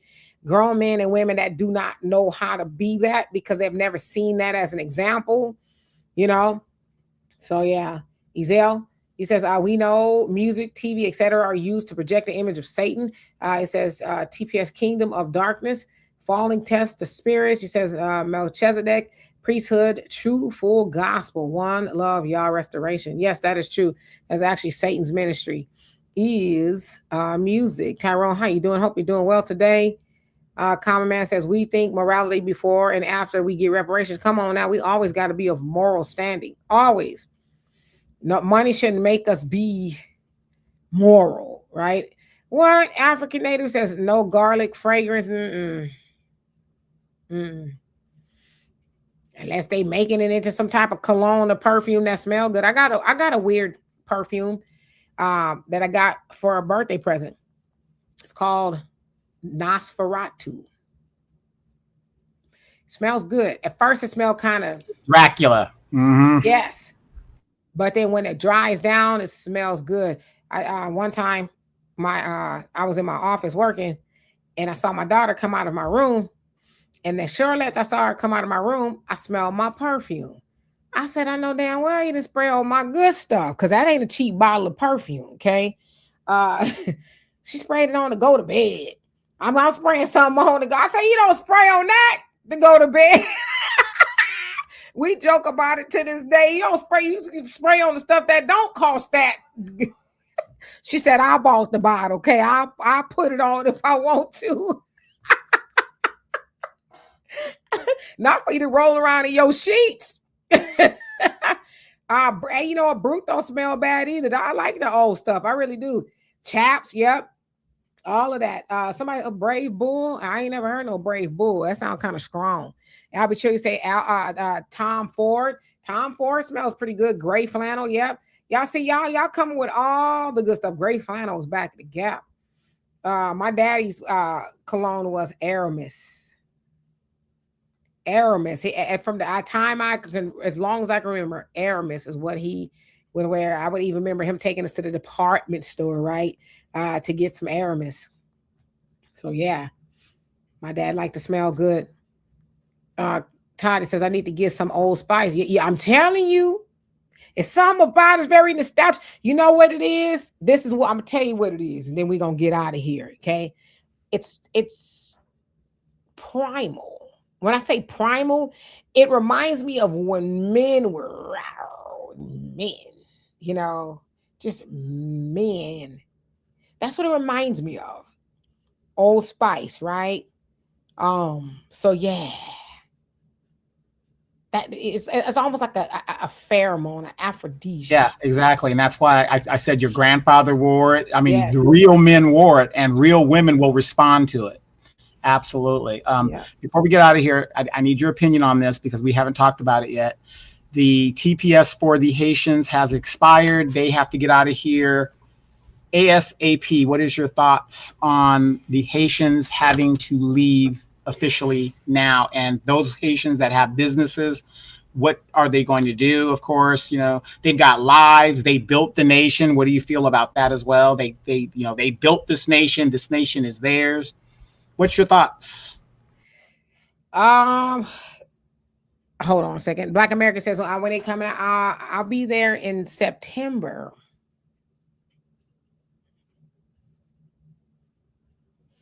I'll be there. Are you gonna wear some Old Spice, some Brute, something primal? Hold on one second. I'm gonna get to that. Shemesh, how you doing? Long time no see. Says what? Says a 304 cannot raise a lady the same as a no good. Can't raise a stand-up guy. And the Jewish people run black music. They dictate what you hear, pushing the people backwards. The same as the law not putting a belt on the kids, and those kids had kids, and now their leftovers are running the streets. Whoa. It says just as America planned, the other black kids been turned to cowards in a uniform, killing and stealing for their master overseas and always bombing weak nations. Woo. You said a word there. So what do I think about TPS status? TPS status ending. Well, I feel like it's the word temporary, right? Doesn't mean permanent. As I explained before, without belaboring the point, we know that the Haitians and the Syrians, they got TPS status due to what was going on in their country, the earthquake for Haiti, and a civil war for Syria. So they were granted TPS status by the Obama administration in 2010 and 2012, basically saying that one day your situation in your own country will improve. So one day you'll be able to go back, but there are still debates as to whether that's happened or not, whether it's stable. There are some parts of Haiti that is stable because, as I said, there's white people there. Syria, they said that is still unstable due to the civil war. So that's debatable. But we do know that the temporary status had been renewed like 12 to 18 times, depending on what it was.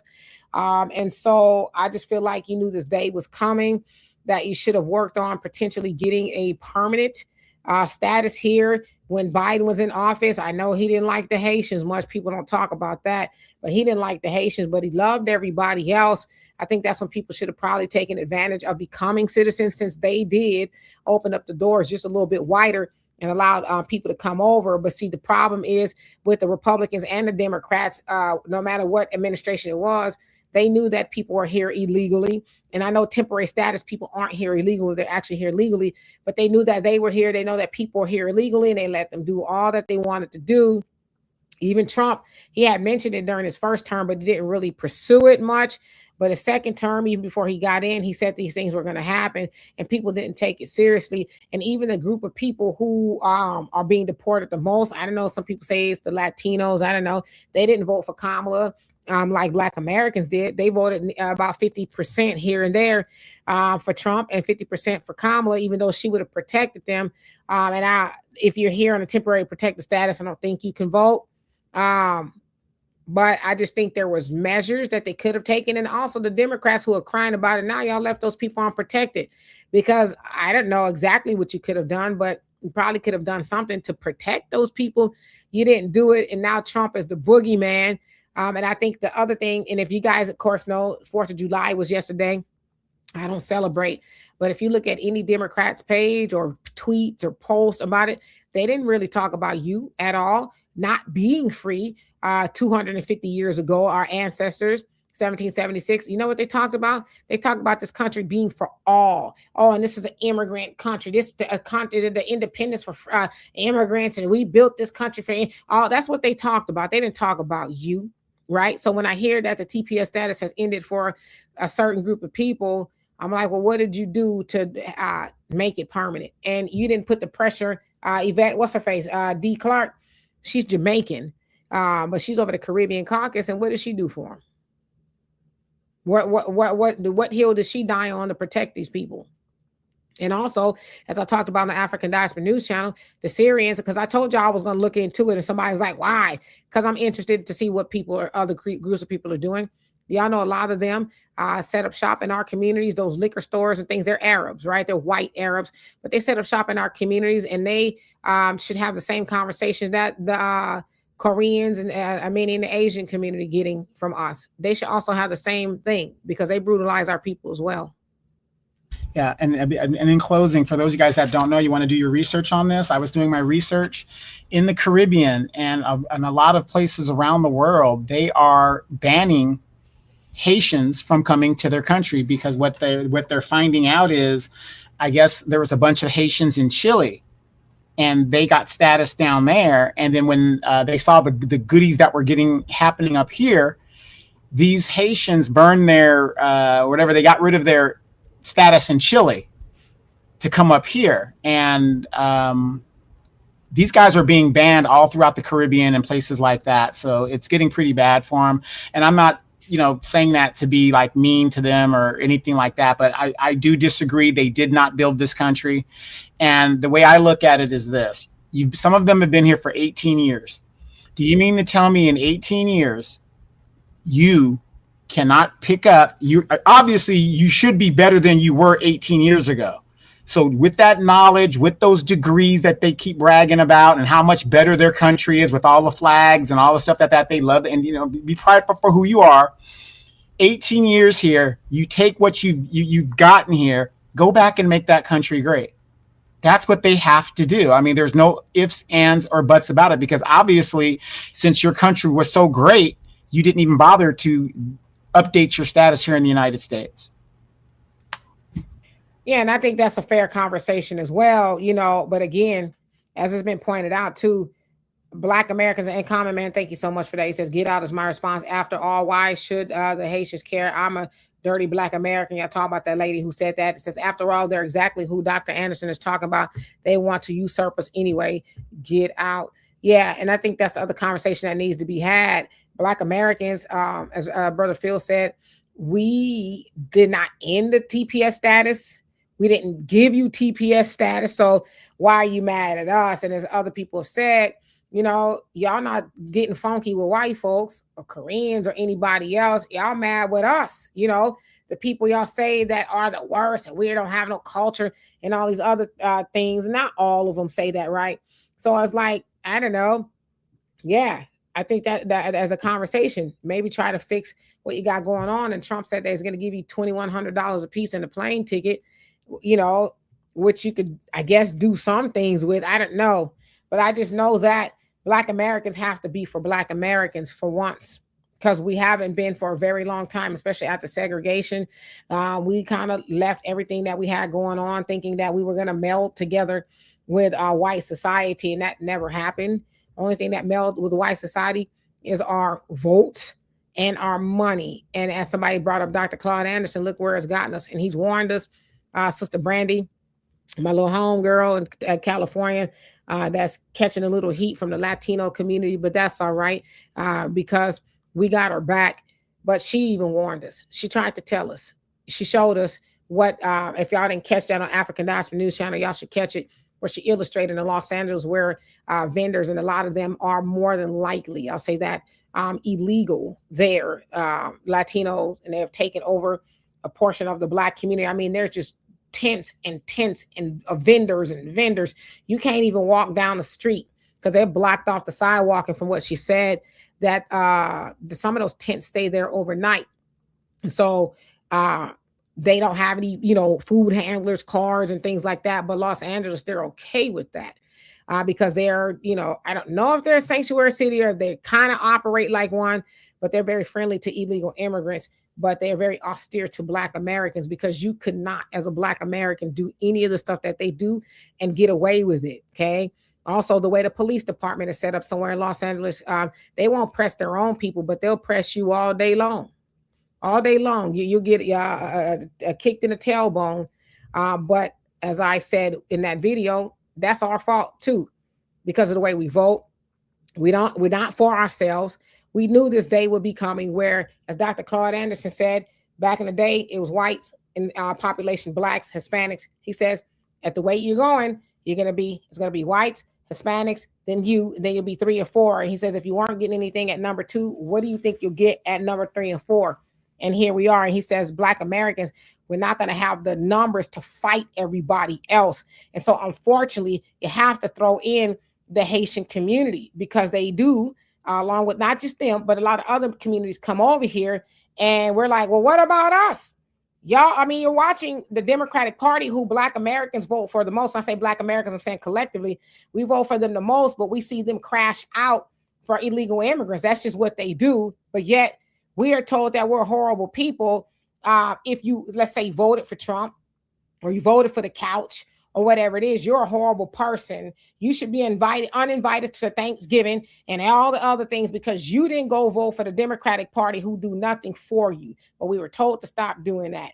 So now we're having this conversation. Unfortunately, the Haitians, the Syrians, or whoever, I don't hear nothing from them, but they're taking it personally against us because we're saying, especially to the people who are for them, if you want our votes, you're going to have to do something for us. Otherwise, get illegal immigrants or people with TPS status, get them to vote for you because we're done. So, yeah. Thank you so much for the donation. Love and appreciate you for that. We was actually supposed to get out of here about 45 minutes ago, but we didn't. Cynthia says Governor Newsom will never get my Black vote. Well, yeah, he's going to be running. I'm pretty sure he's going to be trying to run to be the president. Hey, Raymond. Well, one of his staff members got mic'd up and some kind of scandal's going down. So we're going to see how that's going to play out. Yeah, but they don't care about scandals. If it ain't him, they don't care about that. Nancy Pelosi husband, I know she's not in office anymore, but he got did a hit and run on somebody, and he's in trouble. I don't even know why he driving. Sound like he a little too seasoned to be driving, but that ain't my business. But he'll get a slap on the wrist. Nothing will happen because that's Gavin Newsom's uncle, in a sense, right? Yeah. So I always say this too. I don't have any ill will for anybody else. I don't care if it's the Latinos, it's the Asians, the Haitians, I don't have any ill will toward them. Because as I said, if you heard there was a land of milk and honey where all the milk and honey was good for the getting, wouldn't you go to? You will go there. Donovan's going to the DR in a little while. There's a land of milk and honey. And he's going to go, right? But my point is, we've helped that be the case. We have done that. No other group of people vote for the Democrats like we do. And I know the Republicans don't do anything for us, but I think there is some argumentation in that some of the things that they are doing, we benefit, even if it's inadvertently, right? Don't mistake because they're taking the African-American museum away and all this other stuff, that's something against us. Because as the Honorable Minister Louis Farrakhan said, if they could take it from me when he was talking about Kanye, right, then it was never really yours. See, when they take something that we own away, then that's when we have a bigger conversation. But the things that the Republicans are doing, as far as they saying now we're going to have a conversation about not letting nobody in right now, right? Because the birthright citizenship thing didn't work out in their favor. So they're having those conversations. I don't know if y'all heard that Trump got the $70 billion to last the rest of his term for ICE and ICE only. They have deported, and their numbers are, they said they were doing, I think, 500 to 600 a day. They're doing 2,000. They're trying to get 2,000. They said last week or the week before, they did 10,000 illegal immigrants that they got, detained. So they have ramped the numbers up. And I knew that was going to happen since the birthright citizenship thing didn't fly. I knew that they were going to say, okay, bet. Now we out there. Okay, we out there and we getting any and everybody. So, that helps Black Americans, believe it or not.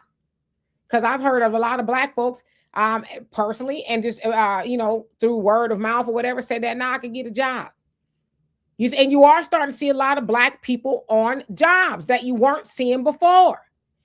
And I'll be honest with you, my daughter and I went to the Cheesecake Factory the other day. And do you know there was nothing but Black men, Black young men as the wait staff were working there. And I said, wow, back in the day, you wouldn't have saw that. So it was mostly Black young men. And I was just so happy. My daughter will tell you, she says, well, yeah, because she paid. What should we tip them? I say, you give them a good tip. Because I was so happy to see that. But so we are starting to see a correction. So it's not all bad. Now, do I like the way ICE has been? They don't seem like they're doing that, the austerity now. I don't like how they went about things. But I think we forget that ICE is a department that is needed, not just due to what's going on now, but you want to make sure that they're not nefarious characters that are here to do nefarious things. You know what I mean? That's what it's for. but they want to get rid of ICE. But again, these same people that a lot of people vote for, do you hear them talking about getting rid of the po-po? The po-po kicking black folks' tailbones in every day. And you don't hear not one of them talking about abolish the police. You don't hear none of them saying that, but they want to get rid of ICE. So what? But people come in here and do something, and then they talk about, well, how did that happen? Because you want to abolish ICE. But black folks catching hell all day long by the police, the patty rollers, the triple OG patty rollers, right? And they ain't saying nothing about that. You can go look on any news site and you'll see somebody black then caught a bad one by the po-po. And I ain't seen LaMonica McIvers, Maxine Waters, Jasmine Crockett, even though she out the door. I ain't seen nothing there with Hakeem, Jeffries, none of them. I've not seen none of them say anything about what black Americans got going on, but they went rolling and all they want y'all to go out and vote for more of nothing. For what? Anytime somebody says, yeah, you need to vote for that. Why? Give me one good reason. And don't give me the all lives matter and all that, because everybody's the no. Tell me what I'm going to get specifically as a black American to go vote for a group of people who are unapologetic about taking care of illegal immigrants who have come over here and broken the law when we got all these black folks in and out of these jails, some rightfully, some unjustly, a lot unjustly, and they don't say nothing. But they want you to care more about illegal immigration than the plight of black folks here in America. But what we're supposed to be doing is doing for self. They won't tell you that. They won't say, since we won't help you, since we're going to do for everybody else, why not y'all go do for self? No, they tell you how poor you are. Oh, God, did you see Trump took the African-American? You're a victim. You're a victim. Yeah, They took the books. Oh, look what they're doing to you, HBCU. They say the HBCU enrollment is up now. And the crazy part is they don't even have enough beds for all these people. See, that's the conversation we got to start having. We can't say, take your babies out of these white schools. And then when it's time for them to enroll in our own schools, they dilapidated. Ain't no room for them. You got people, the deans and all kind of people stealing money and bringing in these white PR firms talking about putting data centers on the school campuses. See, that's a us problem, right?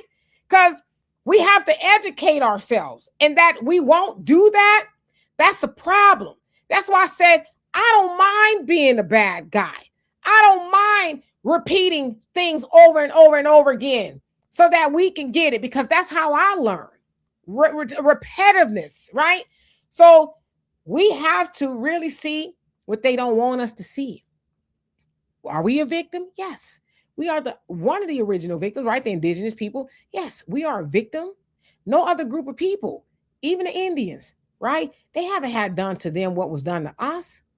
But we need to talk about the victimization that we participate in ourselves. Like I said, I don't never want to hear about my friend, Brandy, being green lighted. If y'all know what green lighting is, I don't never want to hear about her being green lighted or green lit because she's trying to tell black folks, stop allowing this stuff to go on in your community.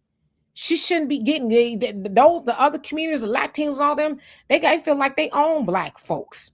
They tell you what to do and what to say, and if you don't do what they say, they're gonna try to take your life. That's the type of time they on.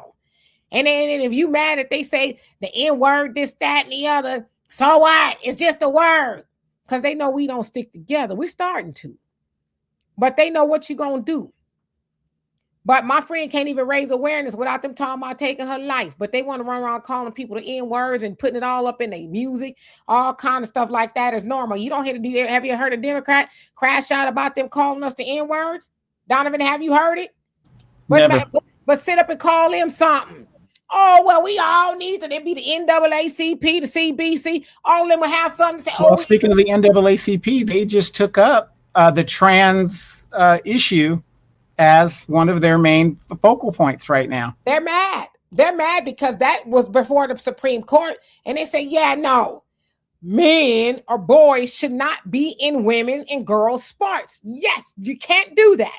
And the NAACP talking about, well, it's wrong. Let children be children. See, that's how you know they on that bull speed. Okay. Now, again, if you study the inception of the NAACP, you see who they started that stuff with. See, they want your child, right? They want your boys and your girls run around confused. And yeah, forgive me, I know I'm gonna get in trouble with some people, whatever it is, but they want them to be accepting of, like, imagine you having a daughter, right?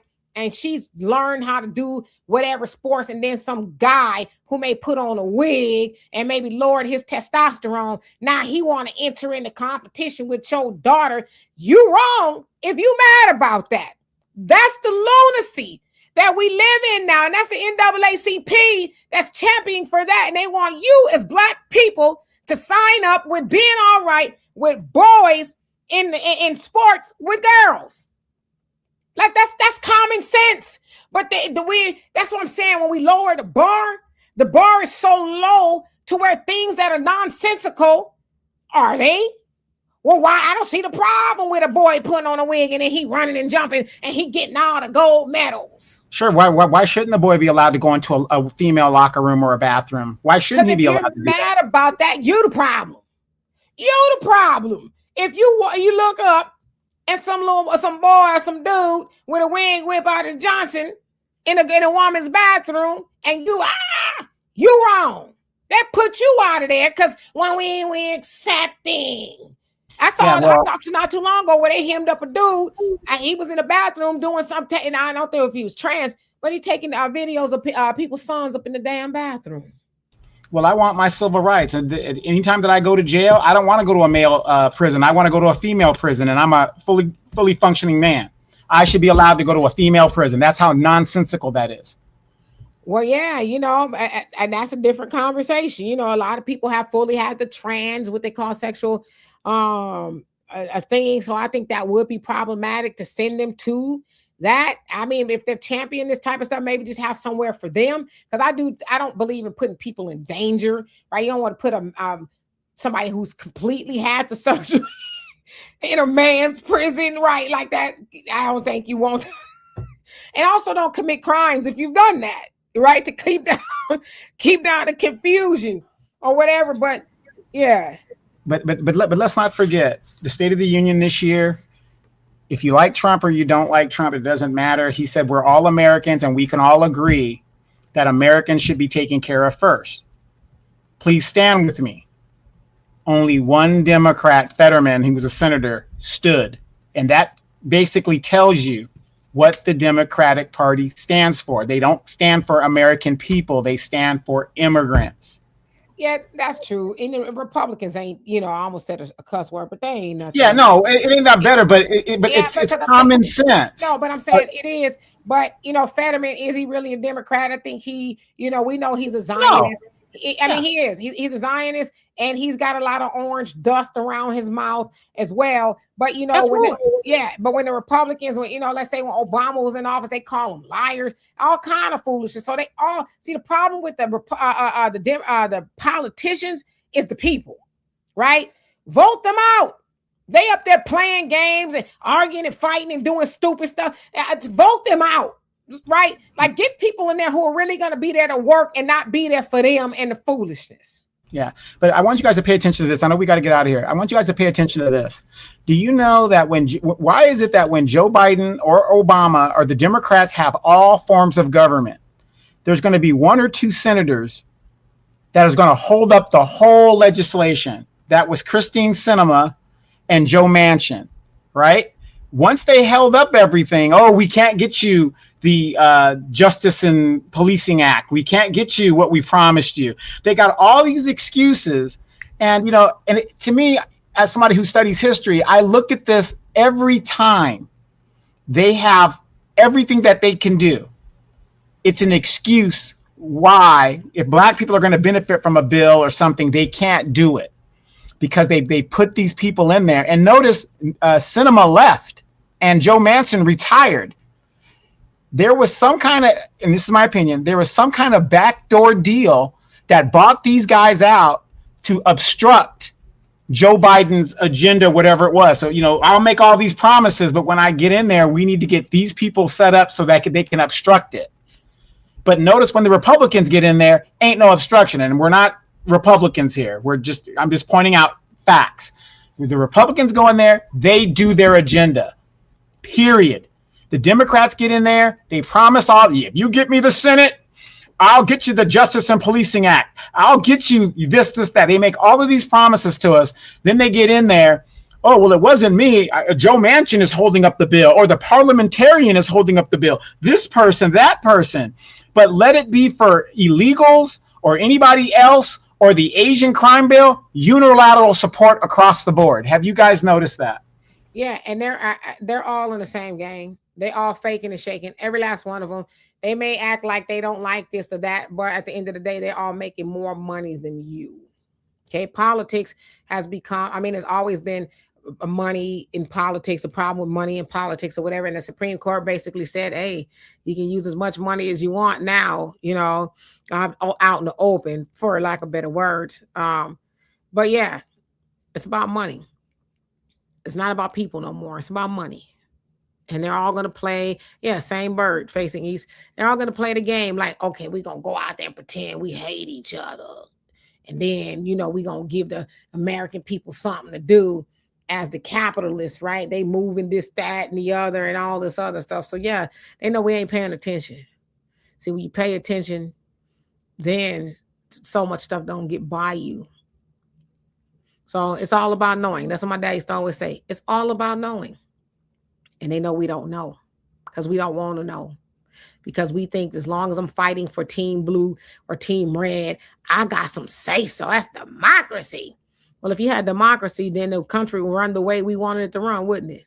It wouldn't be no homelessness. We'd have a minimum wage more than $7.25 an hour as a national level, right? We'd have a better society if we had democracy. Because ain't nobody really asking for the foolishness they got going on in Washington. The people aren't asking for that. That's them doing that. And we have given them so much power. In fact, they shouldn't have any power. The power should be with the people. But we have, as a society, conceded all of our power to a select few of people there in Washington to tell us how our life should be while they're eating greedy, right? They have that let them eat cake thing. I don't know if y'all saw my video I did today on the African Diaspora News Channel about the food stamps. The Supreme Court or federal court somewhere basically said that Trump and them in certain states cutting off junk food and things like that from the food stamp program, that you can't do that because per the Constitution, they had defined what food is. And some of that food that they cut off is considered a part of the definition. But even so, I don't believe that they should do that to people, especially as I said in my commentary. You got Trump whining and crying, and somebody got arrested for allegedly gashing up the blue pool. He had a whole UFC tournament on the damn front lawn and all the other foolishness he got, but people can't have a piece of cake on some food stamps. Most people ain't getting that much in food stamps, and so what you're doing is you're demonizing the poor even more. It's already humbling to be poor, but now you're telling people you can't have a piece of candy, you can't have a soda or whatever it is, while, and I know Trump is wealthy, but he's still getting a lot of money from here and there. Hell, the man got a $400 million plane right when he stepped in office, but he telling people they can't have no candy, donut. See, that's our fault, though. That's right, but at the same time, the Democrats should be checking this. They have the power to check all that, and yet, like you said, they're the same people. Yeah, they let it go on. Yeah, that's what I'm saying. Whether it's a Democrat, whether it's a Republican, even this healthcare thing, the Republicans, they cut this, that, and the other with the healthcare. The Democrats, and you ain't really heard them say much since, because they're all on the same team. They don't care. The American people are that frog in the boiling pot of water. It's warm, it's tepid, you're cool, right? It heats up a little bit. It's getting a little warm. Okay, that's fine. And then pretty soon, we, the American people, are the frog in that pot, and we boil to death because we kept acclimating. So that they did this, that, and the other with the healthcare and things like that, and people are mad. Guess what? People have adjusted. You were mad, but you adjusted. Every time the gas prices go up, right? $5. Hell, no, it's $7. But guess what? People adjust. You mad, but you adjust, and you're not mad anymore. And so then they say, see, I told you. They be mad for a little bit, but they'll adjust. And guess what? They'll reelect me to kick them in the keister again. So Kind of like the that's Asian awful. said, you'll be back. Go ahead and get mad for now, but you'll be back. Well, we know you'll come back to our businesses. Yeah, but I kind of think the Asian community is seeing that ain't the case no more. I think black folks have learned, right? We have just learned, yeah, we're not going to do that. And like I said, I don't think it should just be them. Nobody should get our money. It should be black first, black owned. So it's a great time to be alive, I would say. But yeah, we got to stop the bleeding. We got to stop cutting ourselves and then complaining about it. So anyway, I love and appreciate every last one of y'all. We'll be back tomorrow, same time, 5 p.m. Central Time. In the meantime, y'all have a great Special K. I try not to. We out of time. We can't be pulling no punches, right? But I love and appreciate every last one of y'all. We will see y'all tomorrow. Peace.